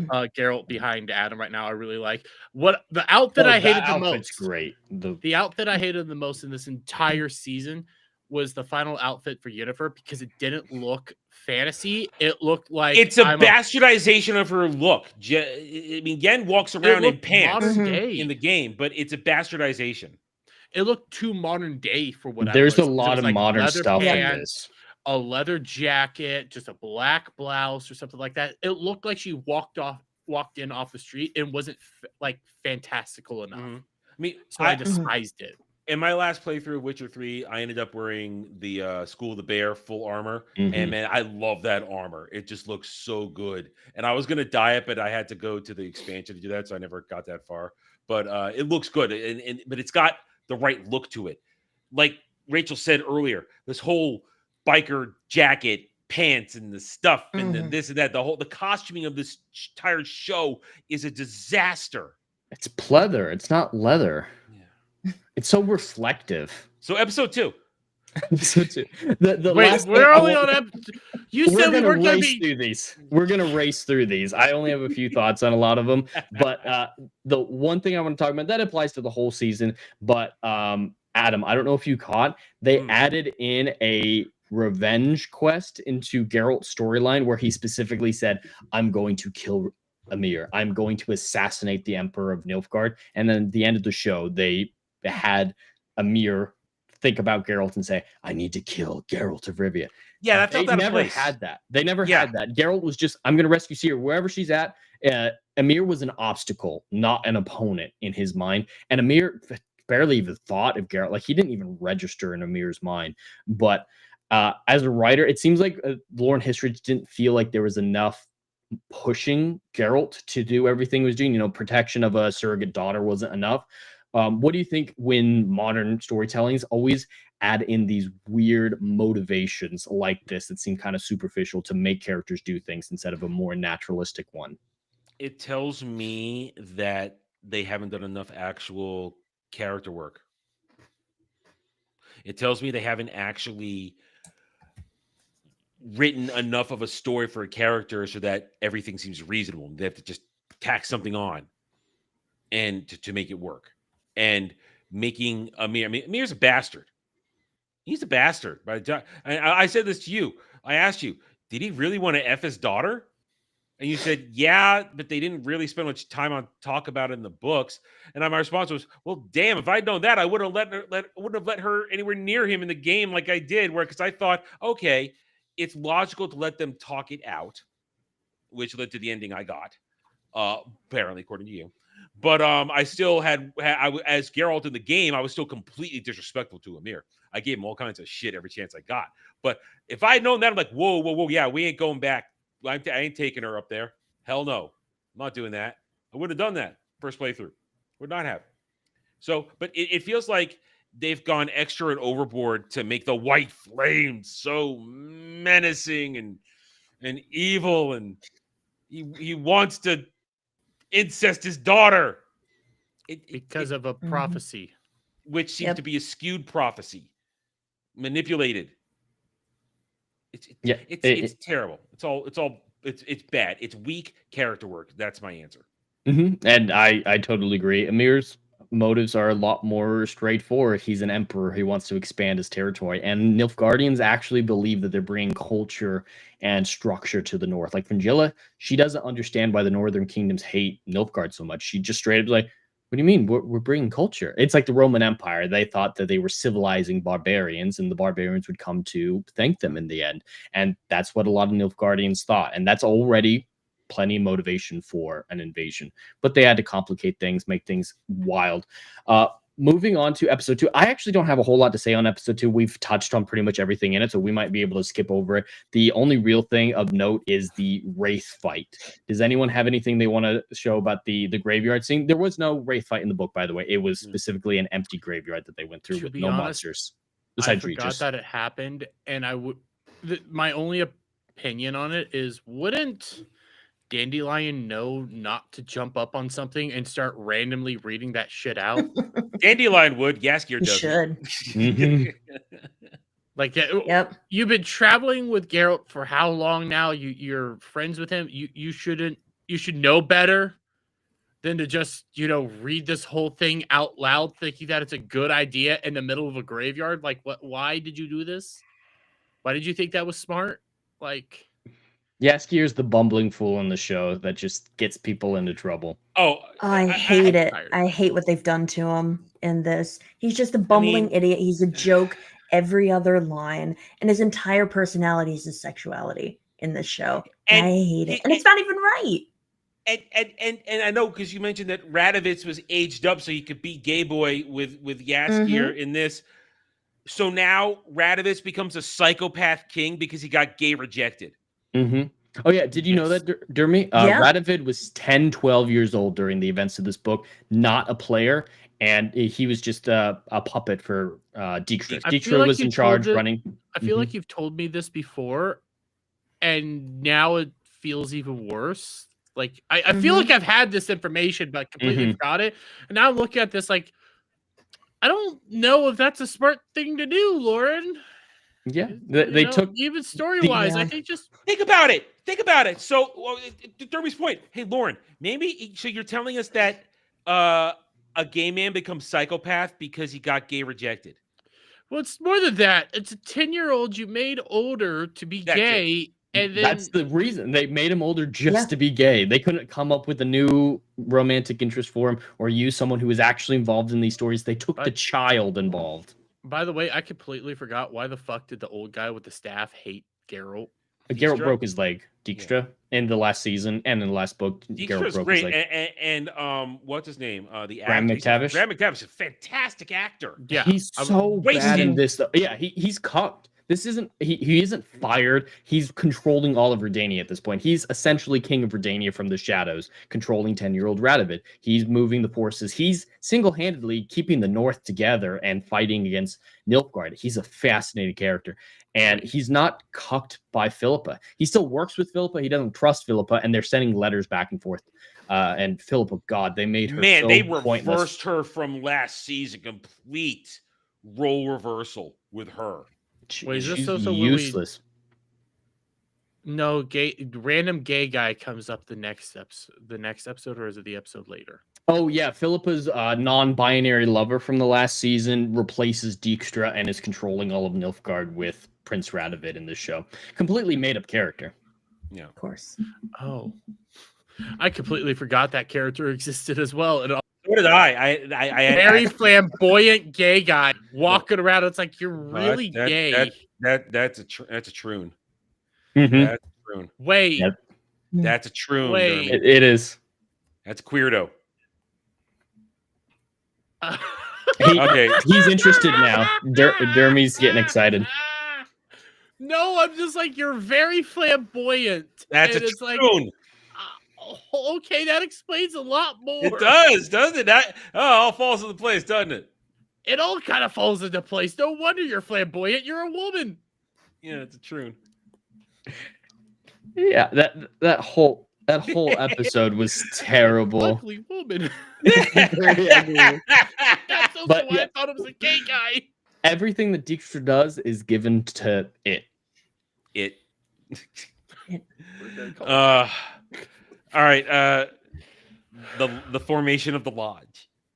We can talk about that now. So yeah, that's pretty much all of Yennefer's involvement in the story is the first meeting with the Lodge, and it's not organized by Yennefer. She's very much against it. The show makes her the central focus of it, just to fight and kill Vilgefortz, which is ridiculous. In the books, it's Philippa organizing it because she sees the Nilfgaard invasion. She knows what happened at Thanedd. Everyone's turning against mages and sorceresses at this point, and she realizes as long as the loyalty of sorceresses is to their nations first and foremost, magic will be fractured to such a degree that it will always be on the back foot and be seen as second class. So the Lodge was formed as an entity to have loyalty above the nations. When they gathered, the sorceresses involved would look to magic survival first and foremost. And half the people who were a part of the Lodge are killed in the show, like Margarita, the fat black bitch. She's supposed to be the most beautiful of all sorceresses. Got fat and speared. He just stood there and took it. He just stood there and took it and died. She didn't have the stamina to get out of the way. Somebody tossed a chicken She was bone. a She might have very run big for it. target. She was. But yeah, she was supposed to be white, blonde, skinny, and the most beautiful, that even sorceresses who make themselves look beautiful are envious of her. She's the most beautiful of the artificially beautiful. That's portrayed very well. We see the queen, the elf queen, getting fucked because she would rather control other people instead of be controlled. Yeah, that portrayal of Francesca is so wrong. She did work with Nilfgaard, and Nilfgaard, in exchange, made her Queen of Dablethana. She's an elven queen. Not to the same mystical angle, but she should basically be Galadriel right now. Not quite, starlight in her eyes or anything like that. Not angelic, but still Not beautiful, being in a regal. brothel. Not being in a Mhm. brothel. Yeah, that's not what Francesca should be doing right now. But the Lodge of Sorcerers, their plan is to find Ciri. That's the whole point of their formation. Find Ciri, make her a member of the Lodge, and then marry her to the Prince of Kovir to unite Sintra and Kovir. and unite the North against the That's South. logical. A great northern kingdom to fight Nilfgaard. That's the point of the Lodge of Sorcerers right now. And Yennefer's like, I just want to find Ciri. I don't want to manipulate her. I don't want to make her into this. And through the first Lodge meeting is when we get the Lara Durin story, which they absolutely butcher. Lara Durin wasn't directly killed by humans. Cregennan of Laud, her husband or her lover was. She died in a blizzard. And there's a whole family tree that explains how the Elder Blood passed from ancient elves to Ciri. And there's incest involved, accidental incest. And there's an implication that Philippa and Yennefer helped manipulate Ciri's bloodline to reintroduce the Elder Blood. It's not confirmed, but they have weird reactions to the point where they probably did. And all that is thrown away. They had to do a big presentation in that scene in the book to visualize all these different family histories and lineages and whatnot leading to this. In this, they're just like, here, let's look at the table Zoom call. And it's like, yeah, there was an elf, there was a human, they made a baby, then they died, and that baby became Ciri's ancestors. It was so fucking pointless. We should have showed brave. the incest. So brave. So Should brave. have showed the incest. I mean, it wasn't shown, but Yeah, but the whole it's just ridiculous. And it you felt after all is said and done, they would say we need to be a lodge. I'm like, oh, this was all done to show the formation of the lodge, and you're not even getting it right. nope. And yeah, half the people are dead. Kira, Margarita, the dwarf doesn't exist, period. She's not a character. Azir is a Nilfgaardian sorcerer. She's not coming in on a broomstick cackling. I was just about to ask that. I was going to say, That was so funny. Oh man, It's ridiculous. So in Nilfgaard, sorceresses exist, but they're even more second-class citizens than in the North, and it's seen as pompous and slutty for them to dress up. It's like, oh, you're trying to be a northern Nilfgaardian, a northern sorceress slut. And so when they first saw her in basically a magical Zoom call, she's dirty. She looks like an old hag, basically. And after seeing all these pretty sorceresses, she shows up to Philippa the next day, beautiful in a gown with earrings, trying to make herself look good, wearing makeup for the first time. She's still old, still not getting it right, but she's putting in an effort. She shouldn't be like this in the slightest. Her entire story in this book is envy of how beautiful northern sorceresses are allowed to be. But she can control a staff and stab a guy with it. but we I had don't know to what's going have on there. giant magical battle, and I want to comment on the magic. They Mhm. spent 3 seasons telling us how much the chaos can do. And in this one, we're just doing little black gusts of magic attack. It was the Harry Potter fight. It was Especially pathetic. at the end with Yennefer versus Vilgefortz. It was just Harry Potter wands connected. Avada-kedavra! Yeah. And they even teleported down like the Dark Eaters. Wizard's black smoke. It's like, what was Mhm. that? I mean, listen, I want to see great magical battles. That scene might have been saved if people were hurling lightning bolts and fire and ice shards, like Some Derby, variety. like the shit we've Mhm. seen in a good fantasy anime. Like all the stuff we've seen that. You spend a lot of money on this, and all they're doing is hurling black gusts of energy at each other. You take a look at like what before Marvel went shitty, like the Doctor Strange and what they would do back and forth and just throw like really cool shit and then turn it into like butterflies or bubbles or stuff like that and response to everything to help dodge it. You don't get that here. It's just No. throw brutal death because we need to show gore and shit, and then sacrifice the novices for some reason. Yeah, that's a smart idea. Yeah, that makes sense. Throw the novices there. The longer you hold out, the more worn down they'll become. The dialogue in this show is terrible. Yeah. It's so modern. The costumes are modern, and randomly there's a modern day song in it that takes you out of it. I'm sick of fantasy being, you know what is the most fantastical music? Rap. There were normal pieces of soundtrack that I thought were a massive improvement. There was a lot more choral, Polish Celtic type singing that I actually enjoyed. That's one of the few things I will be positive about this show. I think the music, when it's not being modern, is superior to the predecessors. I don't know if anyone else noticed it enough to have an opinion. I liked it tuning from time to time. And all right, to keep going. I mean, just to get us through this. Mhm. One of the things I hated are the omissions of stuff. Silver swords don't mean shit anymore. Don't mean shit when it comes to monsters. Mhm. And when it comes to Geralt and Yennefer,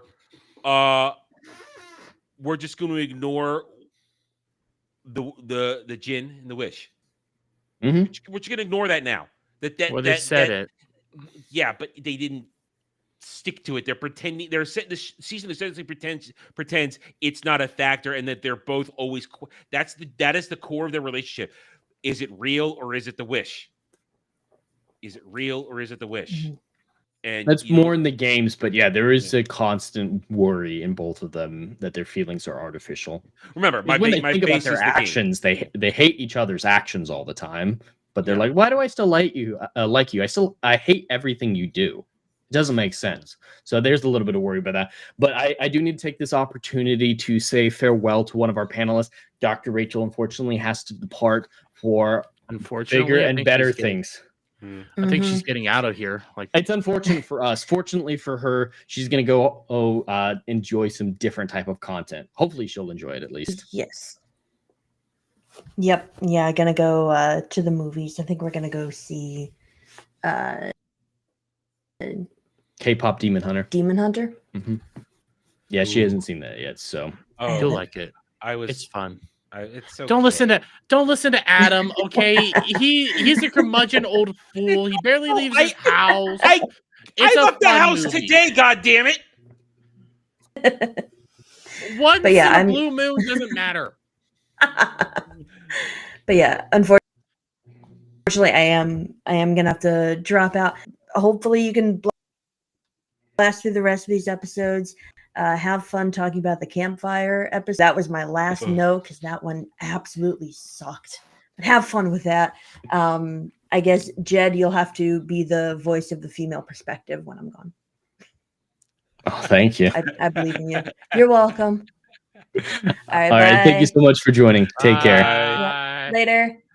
Bye. So You know, yeah, I'm it's really only happy she didn't gays say- left. I'm really happy she didn't say that I would be the voice of the female perspective. It was no, an easy she's- jab. Yeah, she's my wife. She's got to keep me in place. In my place, True. a few jabs every now and then. It's what marriage is. It's what marriage is.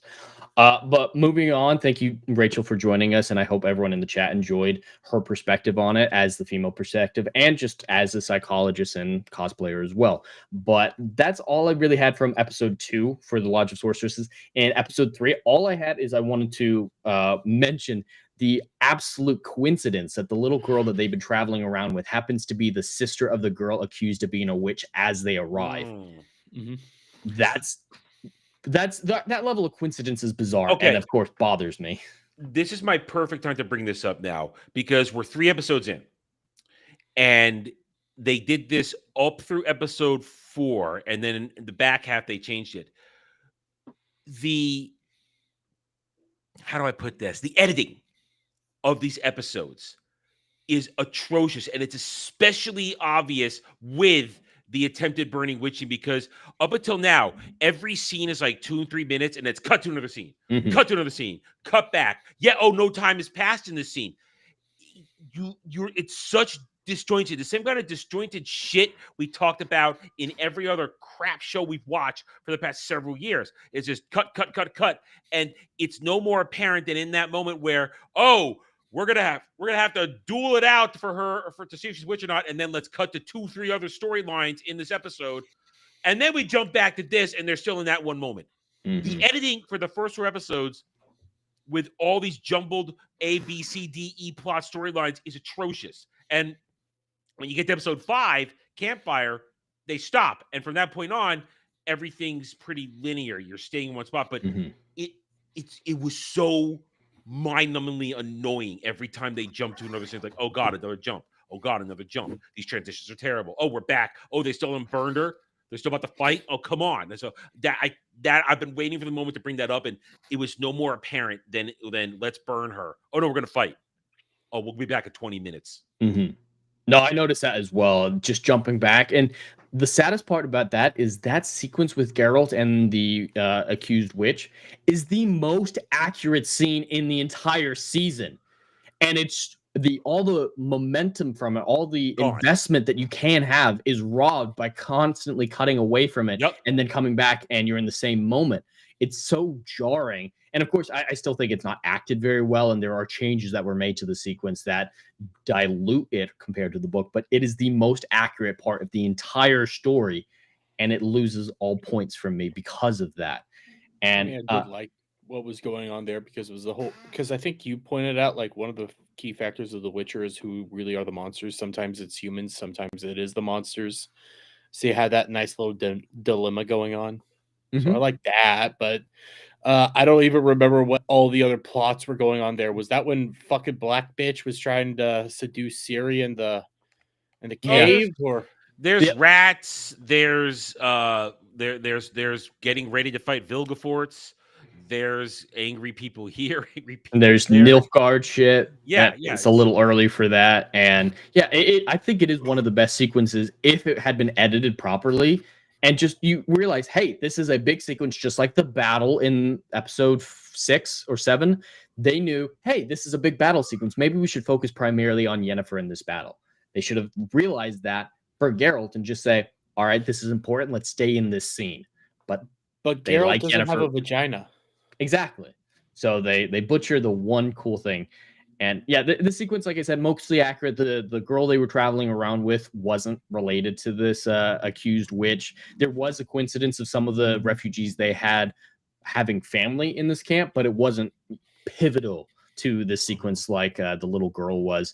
And one major change that they did make to it is this teenage girl was accused of being a witch because she was retarded as fuck. I'm talking mouth drooly, mumbly retarded. She was strapped at the back of a wagon with the pyre being built beneath her and whatnot, and she's just and they're like, "See, it's a witch. She's mumbling spells at us," and it's just common folk being scared of downs. Like the reason she was a witch here was because she was cooking. I don't. Yeah, and she did have a soup that they brought forward. And it's like, this is evidence beyond her just mumbling like a retard. And she had cooked like a pigeon or something. And they thought it was the cat, and the cat was actually there. And all that is accurate. But she was so retarded that she just killed a pigeon and ate it instead of a chicken. They changed that. So it was so funny. And but it's his sister. It was way funnier in the book too. It shouldn't be funny in the moment. It wouldn't be funny, but seeing this mouth drooling girl being accused of being a witch because she's mumbling incessantly was hilarious. And at the end of the sequence, Zoltan and all of them, they do take the flaming hot poker, but they drop it down the priest's pants, and he runs away screaming. Yeah, they just woo. They branded his junk. They wanted to do heinous things. Like the dwarves. For comic effect, they turned them sadistic and monstrous. It was like that. This isn't funny. This is creepy. Why? Oh, everybody's running away because Nilfgaard's coming down upon them, and the dwarf and the gnome are like, "Okay, priesty, we're gonna brand you in your genitalia." See, I thought they just. I thought they shoved that. Looked at me. They just shoved it in there. That's it looked like they were gonna in the shove back it in end. there Yeah. too. Yeah, they just. They had the guy laying down there. Oh, that's sexual assault, people. That's they bad. Had it Those like are this. Monsters. They had it like this going that way. They were about to do something heinous. His tant got hit. His Sorry, that's from last night. Yeah, Neville can't spell either. It's a lot different in the book. They drop it down his pants and he runs away screaming, and he gets burnt a little bit, but it burns through his pants really quickly, and he's not mortally scarred or anything. I'd be worried about him surviving what they did to him in the show. Yeah, they held it there. That was held there. I mean, that guy deserved it. He's a piece of shit. But I mean, again, the show were too happy. They were too excited to do it. The show focuses on so many unnecessary gratuitous stuff in this. Shock value isn't complexity. Yeah, perfect way to put it. That's a good, better term I said. The shock value, the gratuitous shock value, seems to they're so intent on that, and it falls flat after a while. I mean, go back to season 1, the opening sequence where Geralt butchers everybody. Cavill, that was an excellently executed choreography, that scene, because Cavill can do it. And all the gratuitous stuff that Lester Hemsworth does, or everybody else on this, it's all flat. I mean, Well, at the Battle of Bitch Keep, where Yennefer comes in, and at one point the dude who's beating up, who's trying to take out the novices, just continually stabs him with the knife. It's like, gratuitous edginess or whatever you want to call it, it's a substitute for poor writing. Mhm. They think if they constantly shove it in there, that can justify like being poor writers. That's why you get a bunch of fucks. That's why you get a bunch of goriness. They just want to put it in there because they can't. They're not actually creative. They just want to say, "Well, the fuck, stab, fuck." Someone in shock can't be logical. Yeah. But unfortunately, we were in shock. We're just like, yeah, that happened. Sure. Yeah. But the rest of it is fairly accurate. Regis taking the horseshoe from the fire, proving it as another trial by fire, baptism by fire. And then a Nilfgaardian Temerian battle takes place with the refugee camp at the center. In the books, Geralt gets knocked out pretty fast by the cavalry. Just I was about to ask run that. him down. Does he get captured? He doesn't get snuck up on and hit while he's just laying there over the corpse. A whole cavalry charge rams into him. And he gets trampled into unconsciousness. And does he get captured? Does that happen? He does. Yep. Okay. Dandelion and him get captured. Everybody else gets kind of scattered and they slowly reunite. And that's in the next episode when we start seeing them in the camp. They had in so much shit, like the Dandelion Radovid stuff is all made up. Redanian's not supposed to be there. It's supposed to be a joint Temerian Sintra army. And the general who has the personal hatred to Geralt is there, the one who's like, I saw you take Sirius, the child surprise. This is all your fault. It's done significantly better. And there's none of the other policies of Radovid trying to save them, decide not to save them, or anything like that. Wait, Geisha's not there to get off on beating them up? Nope, there's no torture scene. There's no cutting to a Greylock fight, which is a made-up monster with a parasite inside of it. All that was made up. What the fuck was that? That was like so weird. They're not psychically connected like that. They have dreams of each other, but that's it. Well, they also wanted to do that because Black Bitch wanted to have sex with the lady in the cave, even though there's corpses all over the place. Yeah, that didn't happen. That was weird. That was. But I know a wonderful place to have sex with you, a cave with corpses. Sounds on par with the quality of their romance. Yeah. But the thing I want to talk about in this episode is, yes, they're captured. Yes, they're going to be executed in the morning. No, the admiral or the general doesn't come in there and try to murder them in the middle of the night. He wants them to be executed in public. And Regis does appear using his vampire skills and frees them. But Geralt is not an idiot. He does not go, thank you for untying us. Now never see me again, you evil, evil vampire. He waits until they're free and safe. And then he's like, you're a vampire. I'm a witcher. You've helped us, so I won't kill you, but you still need to leave because I can't trust you. But he waits until everyone is safe. Waits till he gets the maximum usefulness out of Regis. And there's no potions. He doesn't get potions there. Okay, yeah, that was some of the question. Is Geralt still as injured in the book as he is at this point with his leg wound? He doesn't have an open, gaping leg wound in the book. There's nothing like that. He doesn't need his wounds changed or salves put on it. He has basically a tendon tear in his ankle or in his knee and his elbow that is paining him, and it's more. He's worried that it's going to be a permanent type of background pain. It's more his leg is weak. There's a few times where his knee just buckles out from under him, but there's no gaping wound, wound whatsoever. Okay. Do the potions heal him? Because it felt like he went from limping to being perfectly fine now that he had potion. Yeah, they forgot about that, but the wound, potions, they just wanted to get rid of it. The potions in this series are not, at least from my cast experience, they're not the same as a video game. They're like a one-all. It's like everything in one, as opposed to, I'm gonna take 3 different potions. I gotta watch my toxicity gauge here and make sure I'm not overdoing it. No, it's just a one-all potion, and it's super steroids. Yep. in this show. It's just super steroids. There's obviously no gauge in the books, but the games version of the potions is fairly accurate, where they keep a bunch of potions with them. They figure out, all right, this potion will work for me in this fight, and their elixirs and whatnot. He doesn't have any, though. He does not take a single potion in this book because he's on the run. He doesn't have time to get his ingredients and whatnot and brew them or have them on hand. He's not hunting monsters, which he primarily used them for. But yeah, the games version is far more accurate. There's less variety. The game has 20 different types of potions, and I only use 3. I just use like Superior Swallow, and that's like it. Or Cat's Eyes if I'm in the cave, you know. Yeah, Cat's Eyes. Yeah, Cat's is great. So yeah, it's the game is fairly accurate when it comes to that. In this fight, though, this fight pissed me off more than anything else because they get rescued by Milva, which they're not supposed to do. Milva just rescues them. Geralt barely does anything in this show heroic besides the battle on the bridge when he kills the troll. That's and like even then, it's bad. It's really bad. But this fight is so underrated. Yes, the battle of the bridge is great in the book, but this fight is my favorite one from this portion of the book series because Geralt and Dandelion, they're able to get out of camp on their own, get past the sentries on their own, and they are chased a little bit. They're able to steal one of the horses from the Temerian soldiers chasing them, and then Nilfgaard's cavalry arrives.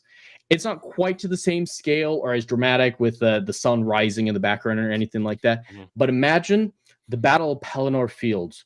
Rohan has shown up on the hill, and imagine Geralt and Dandelion on a horse caught in between a picket line and a charging cavalry. And they realize these two sides are going to clash and destroy us. And the entire fight is Dandelion and Geralt on the same horse racing the fuck to the side to try to escape the end of the line before these lines crash with archery. That's much better than what we got here. Raining arrows from the sky, screams, people dying, people breaking off to hunt Geralt. But yeah, just imagine the clashing of Pelennor Fields with Dandelion and Geralt trying to get out of the way in time. Instead, it's a little camp and a little woody and Geralt with like 10 people. And that shitty sword he swings for more than half the series, and just yay! Here comes Milva. Yep, Milva just rescues him, and he takes his potion, kills 10 dudes, and then they're fine. The battles are so underwhelming. This one is the war book. That's what it's referred to as, because this is a war-torn area that he's in. He's going through multiple nations, traveling through fronts. Imagine No Man's Land from World War I. That's what it's supposed to look like.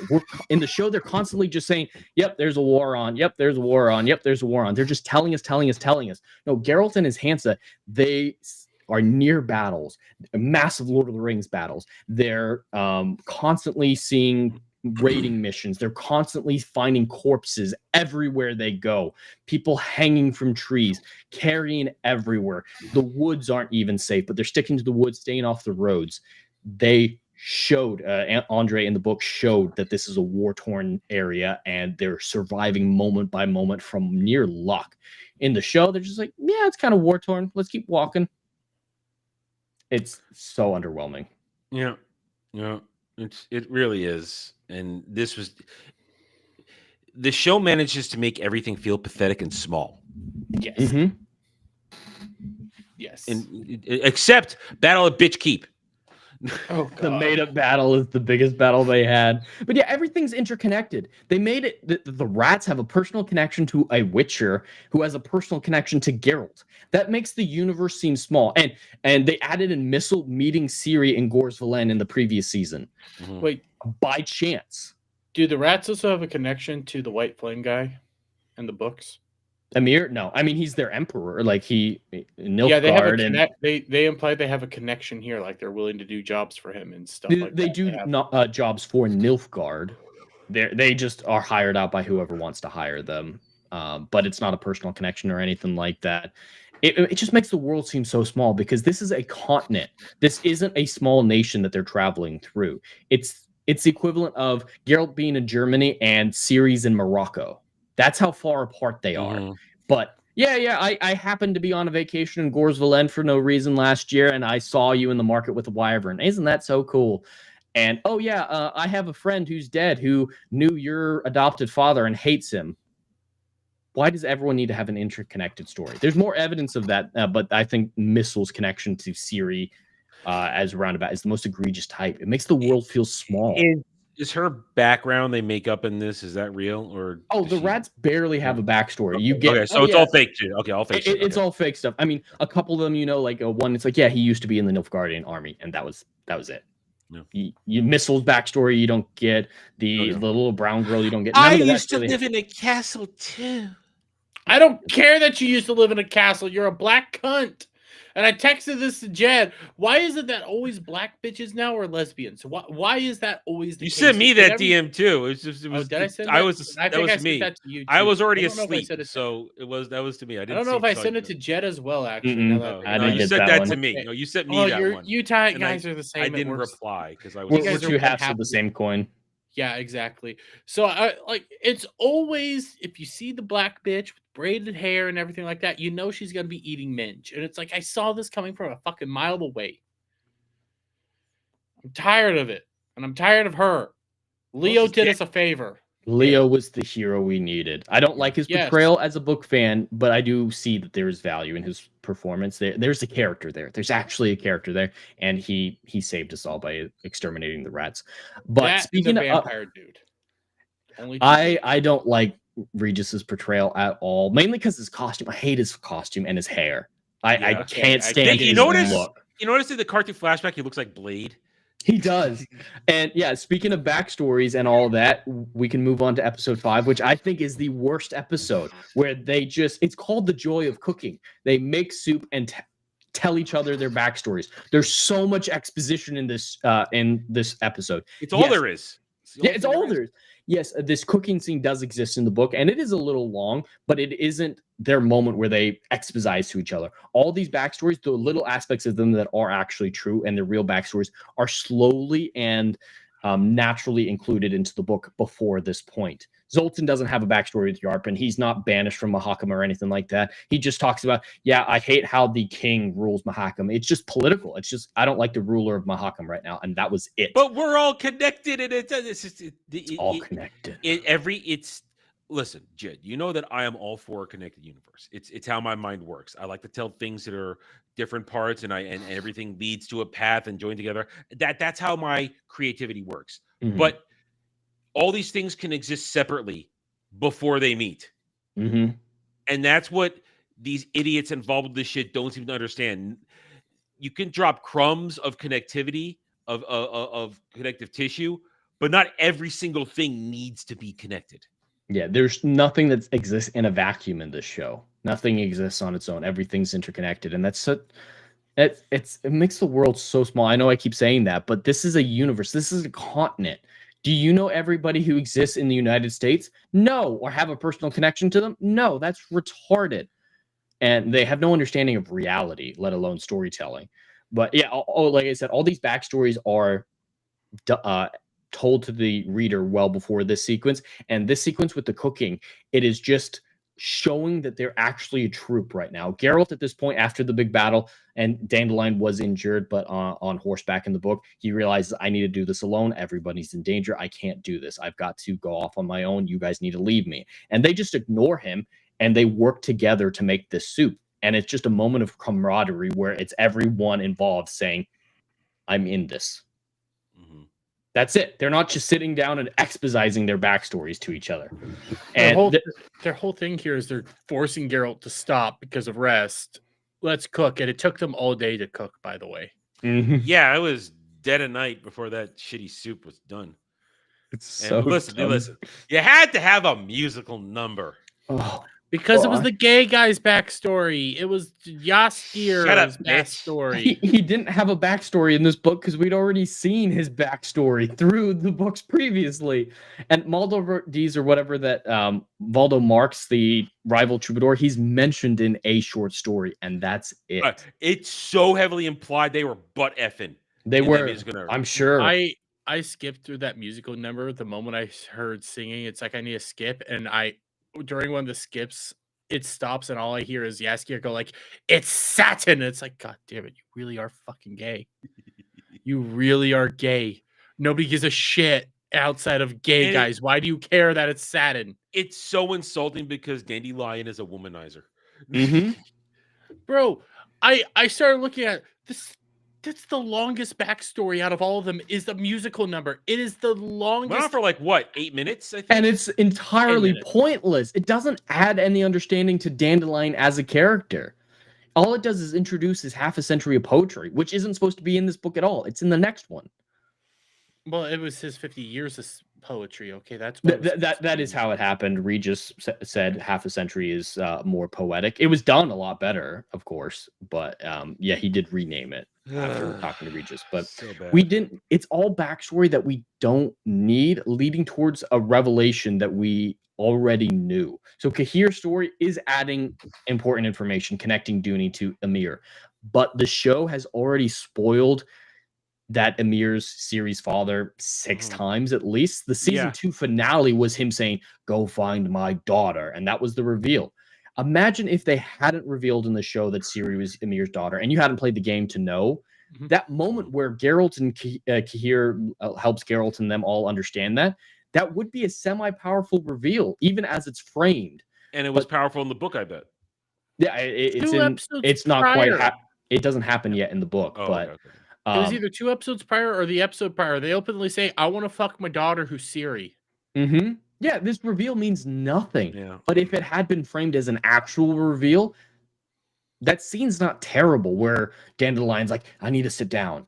It's not terrible. It's not great, but it's not terrible, and it could be an impactful moment. But the audience is like, "Yeah, I've known this for 5 years at this point because the show's taken forever to come out. This is not new information to me."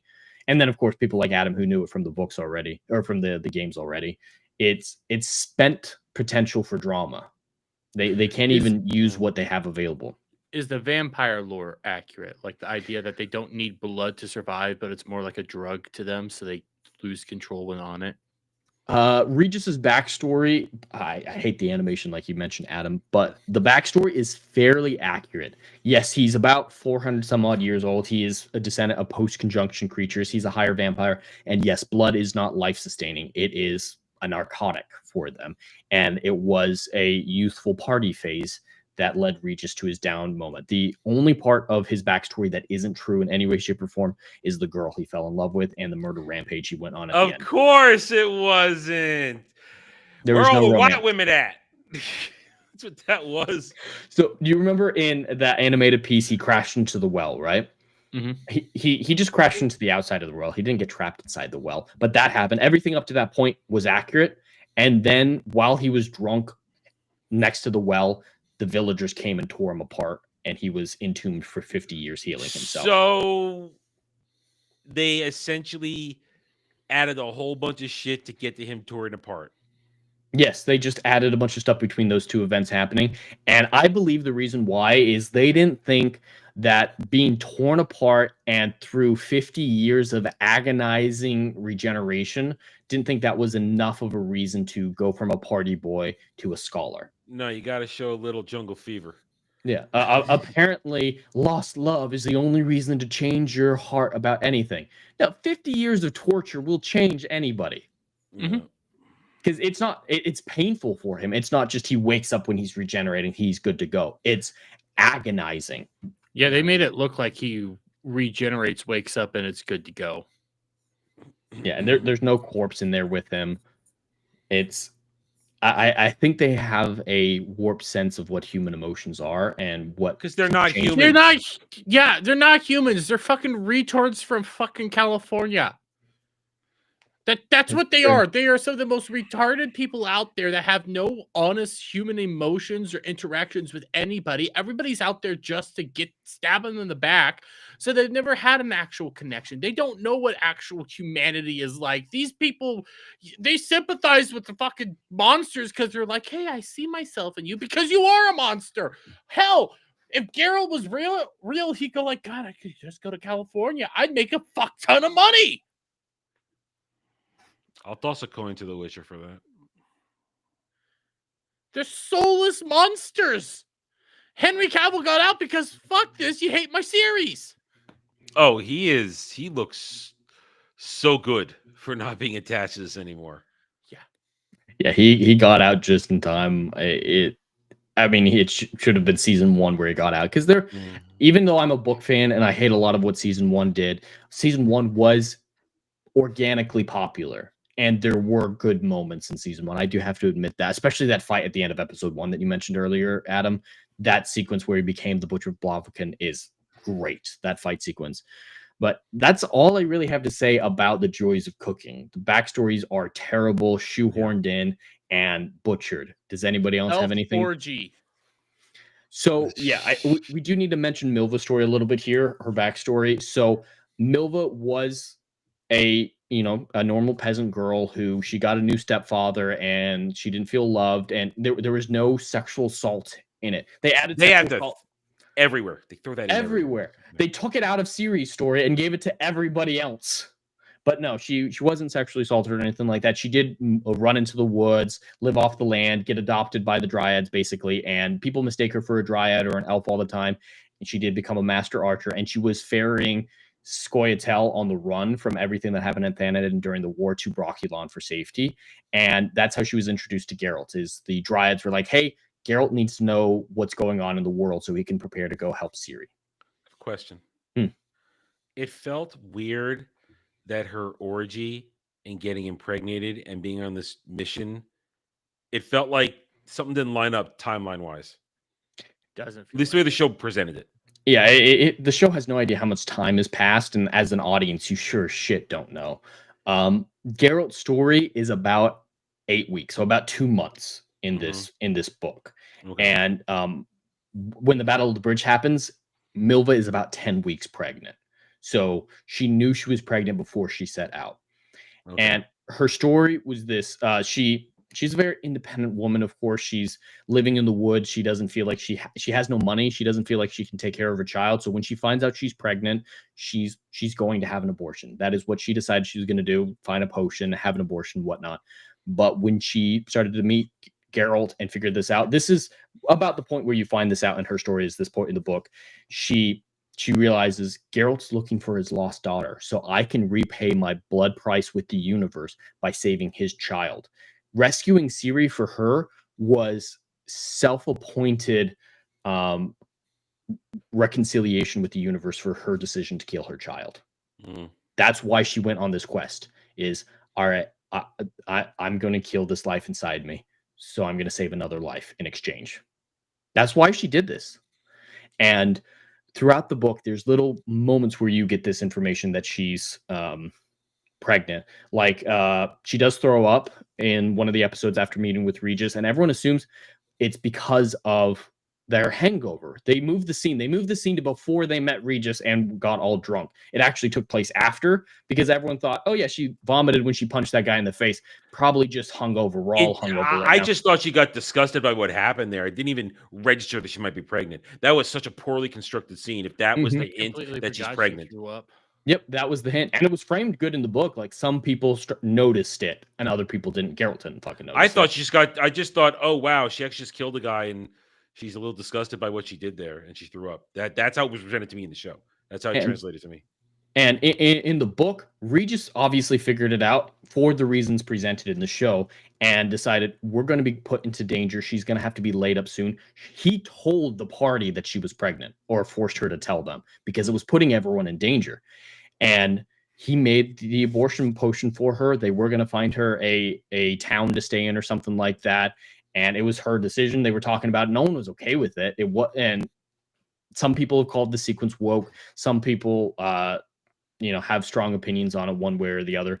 But I really like how it's framed, because Regis goes to Geralt and says, I'm a doctor. I'm going to give her the medicine she requires, but maybe you should talk to her first. And so Geralt goes and talks to her. And that's when he figures out, or finds out, that she was going on this quest to save Ciri in exchange for her lost child. And that's when she vocalizes it for the first time, and she realizes that it's fundamentally wrong. So she doesn't take the potion from Regis, and Regis throws it away. So she decides to keep the child. And that was a big moment for her.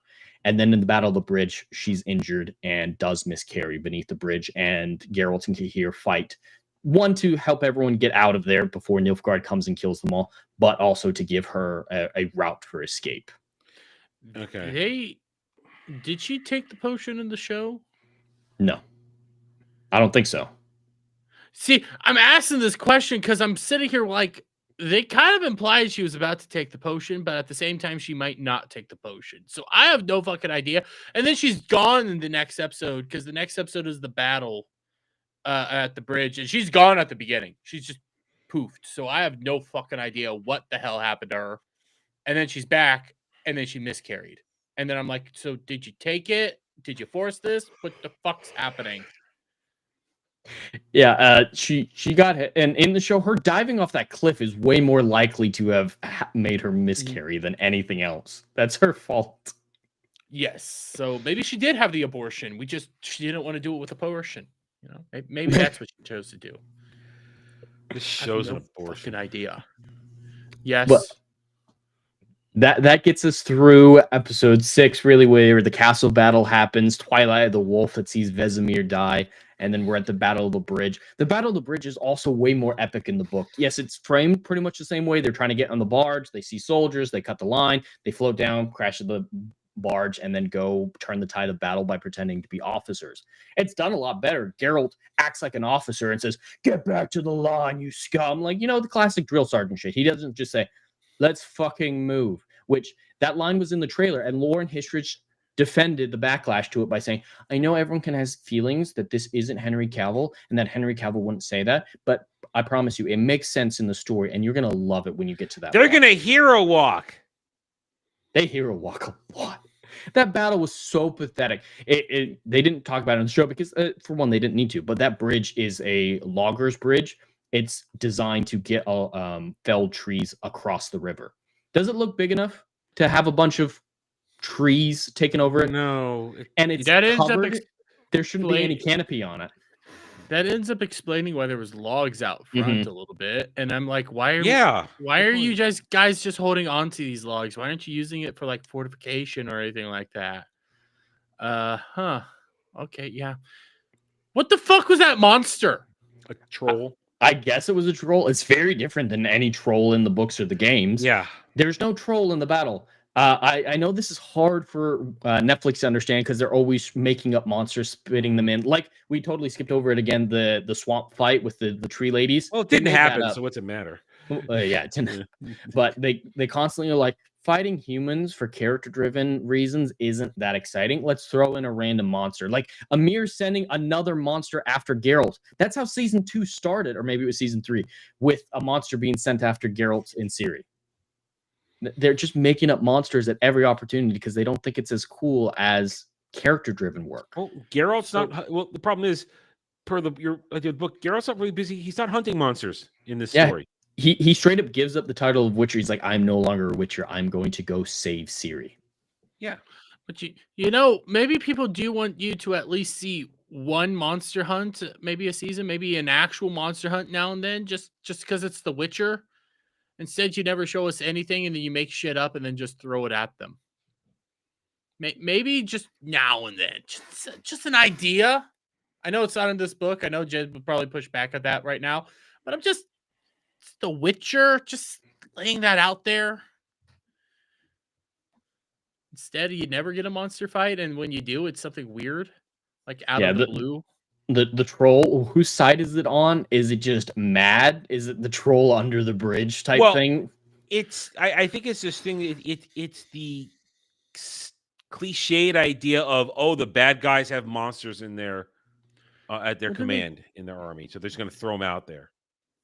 Are they trying also? Because I know in the second game there's a dragon thing. Are they trying to imply that he's going to be sending out a dragon next? I don't know what that was. They didn't show the monster. Yeah, you didn't. You just it's know that apparently intelligent enough to smell the ring from Geralt's old sword. Which, how the fuck did Amir get his hands on that? That sword might have picked it up. That sword got annihilated when he fought Vilgefortz. And yeah, that ring thing doesn't exist. Yeah, he didn't get that from Renfried in the short story with her in it. Yeah. That didn't happen. Yeah. They made a big deal out of the smiling sword. The smiling sword wasn't real. All I know is I think he's about to sick a dragon out on them because it was big. They were looking up at it, and it kind of looked like it had a neck. But I don't remember the dragons looking that way when we saw the dragons in that's season 1. That season 1 CGI for the dragon was It terrible. was pretty bad. Dragons in The Witcher are fairly conventional. European English dragons, they're supposed to be quadruped, not like Game of You see Thrones. one at the beginning of Witcher 2, and Mhm. yeah, They're very rare. There's only one short story where he interacts with a true dragon. There are dracnoids like wyverns and stuff like that, but an Wyverns are actual big. dragon. Yeah, the wyverns can be big in the game. Yeah, they can get fairly big, but yeah, especially golden dragons who have the ability to, shapeshift, pretend to be human. Those are there might be 5 in all of existence at this point. But yeah, it might be a dragon, and it's made up if it is. But The whole thing is made up. I mean, we are literally at this point. Once you get past Battle at Bitch Keep, the parts of Battle at the Bridge, or the events leading up to the Battle at the Bridge. I mean, it's we're in fanfic land. for the most part, yeah. I do like that they got the Bonnart scene fairly accurate, though. Yeah. He even does have some of that dialogue with him. It's like, we can try this the easy way or the hard way, the fun way. I can take you in alive. That most of that dialogue's fairly accurate. So I do like that scene is accurate, and he butchers them just like that. So that was great. It was fantastic. That's the best part of the show. Yeah. I wish we could have seen him cutting off all the heads, Oh, we can see heads getting chopped off all the time, but you can't see the rats getting their heads sawed off. Just see their severed heads in the barrel. We saw decapitation a ton in this show. But they won't show the sawing of the head, which it's the same. It's just, oh no, you're supposed to love the rats. No, I don't love them. I wanted to see it. This is actually going to be some time when I want the shock value, Give it to me. Yeah, because that is a shocking moment. It shocks Ciri out of her murder hobo phase, her goth phase. I love that. Because Bonnart, he is supposed to turn her into Tawny Owl in the next book. For those who don't know, Tawny Owl is the name of Lord Skellen, the spy master, basically in Nilfgaard, who's not supposed to be in this book besides one scene with Bonnart. Wait! He's not plotting a coup? He does eventually. He is doing his own thing, and he's trying to dethrone Emir. But that's later on, a little bit separate. Okay. There is a conspiracy going on with that. Of course, it's done better. But they didn't call him Tawny Owl once. No. They almost exclusively call him Tawny Owl in the books. Did anyone know his name was Tawny Owl? I thought he was just well-dressed weird guy. But Bonnart is supposed to turn Ciri over to him or the Baron, the father of that lady that Ciri stole the brooch from. He told Bonnart to kill her. Yeah. That's right. Yeah. He that is correct. Sorry. Tawny Owl did want Bonnart to kill Ciri. He didn't. And the Baron, the father of the girl that Ciri stole the brooch from, wanted Bonnart to bring Ciri alive to him. He doesn't do either. He becomes so fascinated with Ciri that he literally puts a dog collar around her neck, leads her around on a leash, and forces her to fight in gladiatory matches, and gives her the best sword ever seen in the show because he's fascinated by her. It's a great story. Bonnart is my favorite villain in the books. Their relationship is creepy as shit, but really, really interesting. But yeah, the shock value in that moment is actually character driven. So seeing the shock value of removing the rats' heads is important to be in Ciri's head because that breaks her out of murder hobo phase. I could see, to be honest, because we've already kind of laid out that Bonnart actually has a character. I could see him trying to do that in the next season. Do you think they're going to have him put the dog collar on her? No. Only he'll have her put the dog collar on him. Because there's going to be some sort of sexual assault. They'll make some sexual thing out of it. They will. It's explicitly not sexual in the book, but you're right. They're going to make it creepy and weird because they keep fetishizing everything he does. It's weird. He doesn't have a fetish for killing witchers. Why does he have the bloody doll when he's eating lunch? Why is the doll bloody? It wasn't bloody when he took it from the little girls. Why does the doll exist? Everyone's scared of the rats. They're not being worshipped. Unless he has... You know what? I don't want to go down this path. I like him as a character right now. I don't want to ruin him in my head. Let the show do that themselves. Well, that does bring us to the end of the season. We have gotten through all episodes. I knew the first couple would take a long time, but then we just kind of blow through them because we were mentioning stuff along the way. We jumped around. We jumped around. Yeah. I'm still shocked that was a tranny. I'm still shocked. It looks like one. I don't It's know why an you're shocked. ugly woman that I thought was just an effeminate man. That's True. why I'm shocked. That's It's how you true. know. That's the evidence. No, usually it's a very effeminate man that could look like an attractive woman if they didn't do this. This was just ugly. Adam's nose on a thin, like a twink's body. That's what it was. Whoa. Listen, I know I have my nose is not it's of size. It's not a huge nose. It's of size, but what? It's not that big, man. I've seen it in person, Dermy. Yeah. That sounds bad, but I've seen Adam's nose off camera. It's not that bad. It's not like it's my profile's tailorable, which I don't like to do on my profile, but it's not sticking out or anything. I don't have.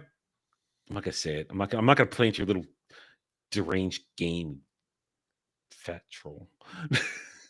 I'd still rather talk about Adam's nose than the show. Well, we're done, aren't we? We finished. We're done. We can start wrapping up with some final Shocked thoughts. that if we got over 2 hours. We're at 2 hours and 10 minutes. Yeah, I should know better by now. That I just Yeah. hate this show so much that I can't talk for Yeah. a short amount of time. At But least we still didn't have time. watch it this time as a group. That would. That's too much torture. Listen, realized. I was prepped to watch it as a group. I was about to buy alcohol and everything, and then Adam comes in Thursday and goes like, "I got done watching it." And I was all like, "Wait, I thought we were watching it together." No, we're Yeah. supposed to watch it prior. Yeah. I would have preferred to watch it together because then we can at least join in on the torture. It would have been funny, yeah, but then we wouldn't have been able to speed through the musical number, and We would have had to suffer through that together. I think it Oh. would have been interesting if we had all seen the death of Vizimir together. That would have I think our universe reactions, that would have been good. I was just tired because I saw it coming. It's like they killed Kira, they killed Margarita.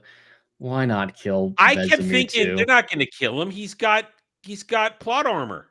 If we count Well, the games. And then Yennefer, for no reason whatsoever, finds Geralt, teleports to him in that episode, which didn't happen, by the way, because you need to know where you're going to open up a portal. You can't just portal to someone. And then they're in the bathtub together after fucking awkwardly, which of course didn't happen. And then she's like, yeah, Vesemir's dead, even though she spent more time talking about other people like Istrid. She was talking about Istrid being dead more than Vesemir. Geralt wouldn't like Istrid. He was a competition for Yennefer's love, so he wouldn't care about that. And then Liam, when he finds out Vesemir's dead, he's just, like, he doesn't even react to his father, the man who raised him, trained him, dying. In The Witcher 3, he sure as shit reacts, not over the top or anything, but it's powerful. Yeah, and that without the whole death of Vizimir in Witcher 3, because it's just complete tragic fallout of that battle. And he died for a reason. He died to win. He triggered Ciri's event that saved everyone in that battle. And he was choosing to die in that moment in Witcher 3 because he knew Ciri was going to surrender if he was in danger. So he willingly let himself die so that she would leave. And then it led to everything else. But I actually just played that part today. Like Rachel mentioned, I'm playing The Witcher 3 right now for her. And we got to that time when the Battle of Kaer Morhen was today, and it was interesting to see the comparison between the witches' battle and Vesemir's death compared to both of those events in The Witcher 3, and it's way more epic of a battle. It's so sad comparing the two. I was so satisfied when I did the Battle of Kaer Morhen with like, yay, I actually did right in the game. Everybody showed up. Mm-hmm. And I knew I did it right because I got the trophy when I did it. Gathered everybody for the battle. Like, yes, I did it. I wasn't even trying, and I got everybody I needed for the battle. This is great. There are consequences to the battle if you don't do it right. Like Lambert can die in that battle if like Kira isn't there to save him. There are consequences if you don't have everyone. Well, she's not going to be there now. None of them are. The Battle of Kaer Morhen's fucked. Everything's fucked. They're never gonna get to the Battle of Kaer Morhen. They're never gonna even try. They're done. They don't have rights to the game, but they wouldn't want to do the games because they're always being compared to the games anyway. So they don't want to perpetuate that comparison. My God, you're printing money of viewership reviews if you had just adapted everything cleanly. Mm-hmm. We're sitting It's an here. easy win. We're sitting here like happily covered in joygasms if they accurately do all this shit. I would like to review something nice. That's why I'm telling us we're gonna watch Stranger Things. Okay, because I want to Hopefully review it's something good. good. You are. I'm not. I've never even seen the first season, so I I can't. actually just started the rewatch for that today of season You, 1 to get Adam, ready for it. you would like season I 1. know. Season 2, you wouldn't I have- like. I You have would hate no season 3. interest. Listen, I'm not going to have the reaction some others had. I just have zero interest. I have none whatsoever. I'm At not- this point, I wouldn't. I wouldn't. I wouldn't imagine you would advise it. like. I would still advise it because there are some good. Like it is a good story. Season 1 and season 4 are great, but at this point, there's just as much good as bad, and we don't know how season 5 is going to work. So I mean, I hope everybody gets a good, happy result out of it, but I have zero interest. that's how I feel about Cobra Kai. Mm. I really couldn't care less about it. I mean, I saw the first couple seasons, enjoyed them well enough, and happy that I people are have still enjoying nostalgia them. for that, though. Mhm. If you have to have the 80s nostalgia for a Karate Kid to really connect to Cobra Mhm. Kai. Listen, I'm happy watching anime. I'm fine. Wait, Weasel, did you get Weasel? I hope you did get the clip of Jed saying that he saw. I it. wrote down the timestamp, Weasel. I also hope you got the clip of Jed saying he hates. Oh, he black. got okay. Weasel was here. He got it. All right. So I wrote down You the get both of timestamp. them. Yeah, there we go. Weasel's here. Listen, I'm just Small glad little edit. I think Weasel missed a particular thing I said earlier in the week, and I'm not going to even say what day it was because I don't remember anymore. But I said some What really did you dumb say? and stupid. I don't know. I mean, I fucked up last night. Oh, you did. You did. You did. And he was there. I can't remember So- what I ended up saying, but I know Oh, I it fucked up. involved the words "gay" and "men." Oh yeah, that was when we were talking about having sex with the robots. Yeah, we did a whole segment on robot sex. Are you guys as terrified of the robots as a main event? No, No. no. Well, we reacted to Asmongold talking about Mm. robot sex and. Well, what the fuck okay, we were what it was is it bad for you to have sex with a robot if the robot's being controlled by a guy and where the guy's controlling the robot, it's prostitution's legal and it's not where you are. Is that bad? Let's not do this again. It's Yeah. not. And then No, it devolved no. into gay sex. Of course.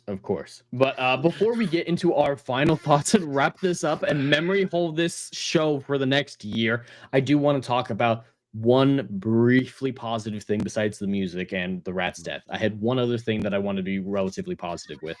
There is a flashback in one of these episodes, I don't remember which one, where we see Liam Geralt with Ciri at Kaer Morhen, and they're doing the hairbrushing scene. I don't know if you guys remember that one. Yeah. Yeah. Geralt not understanding humor at the beginning of that one was awful. It's like, humor, I remember that. That was fucking awful. But in that scene, I felt more from Ciri's portrayal than I have in all 4 seasons. She was likable to me in that scene.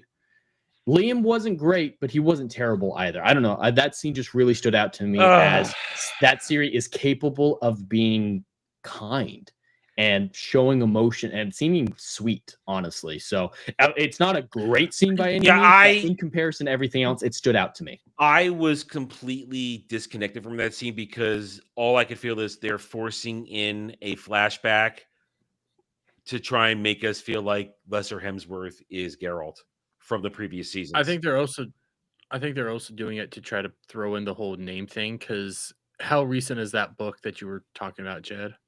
Which one? What they were talking? Where about his name? They and, like, talk why about he it in chose this the name book. that he- They did talk about it in this book. Okay, they did do that. Mhm. Okay, so like I feel like they might have forced that there too, just to have that little joke as well. But it is if you look at everything, it is a charming scene Mhm. by comparison to everything else he ended up getting. So it is one of the better scenes. There's not a whole lot of charm and good within the entirety of the show. So when you do find something, it's like you got to give props where props are due, even if it's like, hey, it's the tallest midget in midget school. Exactly. problem is we're so deep into the episodes at this point, it falls flat for me because I'm just remember I did all of this Thursday night. I just barreled through it. I'm just numb from this. I'm like this scene's it's meaningless to me because you're forcing me to accept Liam Hemsworth as Geralt over Cavill by creating a scene from season 2 that didn't happen in season 2, but now we're supposed to expect it to happen in season 2, and she looks older than she did in season 2. And it's all that kind of stuff where you're trying to have someone who's aged since filming something try to reprise themselves at the age when they. My objective mind was not letting any subjectivity through in that one. No, and it's completely understandable with this quality of show. And that leads into what I was thinking.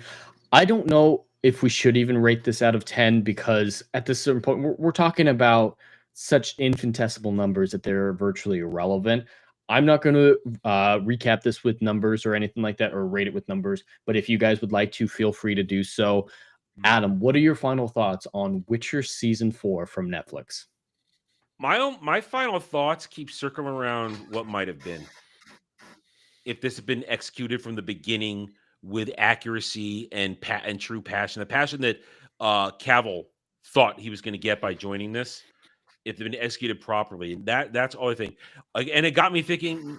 I'm nearing the end of several playthroughs of things. Maybe I might play Witcher 3 again. I don't know. That it made me want to experience the real thing. Not this. That's how I feel. My thought process finishing this. And it's been what, Thursday, Friday. It's been 72 hours almost since I watched this. And it's only worse the more we talk about it. And my other thoughts are this: when watching this, I thought if this had been, let's use the Battle of Bitch Keep as an example. If that had been anything else but based on The Witcher, I could have enjoyed that. If it's anything else but butchering a story and making up content and things that happened in a story where it didn't, I could see myself enjoying, because I kept thinking, man, if they weren't butchering these characters, if they weren't making shit up and cramming it into a story that has set lore, I could see myself enjoying this. But I'm watching thinking, man, this is just disgusting. We're watching around with Yennefer covered in black goop for most of the battle. Her hair's over the place. People are dying in retarded fashion. Bad writing. Yeah, I still want to fuck Sabrina, but I'm trying to separate that thought from while I'm watching all this. I mean, it's just totally dumb because it shouldn't be happening in The Witcher. But that small part of me says, if it was someplace else, I could see myself getting into this, because who doesn't like a big explosive battle? Oh, I only don't like it when it's ruining something that should be better than this. And it's just those were my collective thoughts then and to now. And I think it's no surprise that they quickly filmed season 4 and 5, and we have no idea when 5 is getting dropped right now, do we? Nothing set, but with them having already wrapped filming, the assumption is next winter, so probably December of next year. Wow, they're gonna keep this in the can for a year. It takes them that long to edit. They're very slow. It's still gonna stink. There's nothing they can do to save this. It's gonna be horrible, and then it's gonna be literally memory hold by ever. I mean, we jokingly say we want to forget about this. I cannot, with the way my memory works. I will remember this forever. But pop culture, the zeitgeist, once season 5 comes and goes with as little fanfare as this has come and gone, pop culture zeitgeist will memory hold this. Well, if you're not a mutant like Adam, you don't remember the previous seasons. I can barely remember what happened in the first 3 seasons. Like my brain cannot pick out details for a lot of it. I have a memory similar to Adam. I barely can remember anything. I'm thinking about Witcher. It keeps falling apart. I'm thinking about season 3, the back half, the whole party and the gala with the fake politicking going on. I'm remembering all that right now. I'm thinking about season 1. I remember the titties. Titties are good. Even though I could live without the hunchback sex. I could live without hunchback sex. But I mean, I'm thinking about it all right now. The hunchback sex was made up. I'm thinking I need to use the bathroom. So what I'm going to say is I'm going to give this a rating out of shit. Okay. This is a 0.5 shit. Like, it burns. It's not fun. You're sitting there for quite a long time. Yes, very gummy shit. You just wanted to get it over with, and it's taking way too long. Now, if you don't mind, I actually have to go use the bathroom. So if you're going to wrap this up, I'm actually going to dip. Right. Thank you, Jed, for having me on. I'll text you guys. Okay, thank you for coming. I'll see you later. I'll see you guys later. All right, take it easy, man. We'd probably go long enough for him to come back, but it looked like he was having an emergency. So now it's just us. It's just us, the Ginger and the Jew reunited. As it always is. This always shall be. But for my final thoughts, The Witcher season 4 is everything we've come to expect from the Netflix Witcher universe. It's not The Witcher in any way, shape, or form. At best, there are a few moments that are twisted and malformed from the source material that they don't have any of the same emotional weight. So accuracy is almost irrelevant in the few points where accuracy does come into the conversation. One thing I do have to say though is the idea of Liam Hemsworth Geralt, putting aside his performance and the quality of his writing, there were some changes that are more book accurate. Geralt is not a one word only type person as shown in the first 3 seasons in Henry Cavill's portrayal. He doesn't just go, fuck, all the time. That's not Geralt from the books, and that's most of what Henry Cavill was portrayed as. And that's more from That's not his the fault. write- It's That's the not writers, not yeah, his fault or anything like that. And he is supposed to have a little bit more emotion shown than what we see from Henry. I have always been honest that I don't think Henry is a perfect choice for Geralt. He's far from it, in my opinion, but he cared. And that mattered Mhm. more than the slight inaccuracies of his appearance. He was way too muscular, and anything else is that he cared. So that's the reason I miss Henry. I think there were better people who could have been chosen as Geralt to replace Henry than Liam. Liam's terrible in this role, but there are attempts made, I see, to be a little bit more book accurate. So I have to appreciate that. I'm not going to rate it because my subjectivity when it comes to Yeah. The Witcher and Doctor Who is so invested that I can't be as impartial as I try to be. But those are our thoughts for The Witcher season 4. Thank you all so much for being here and watching across all the 4 different streams we have going on. We had a very lively chat, and I appreciate you all for being here and clipping out my embarrassing moments. That is what the chat is there for, is to have fun at our expense, especially when we screw up. But Adam, thank you for being here. I know this is torturous and tit for tat situation, just like with Dermy.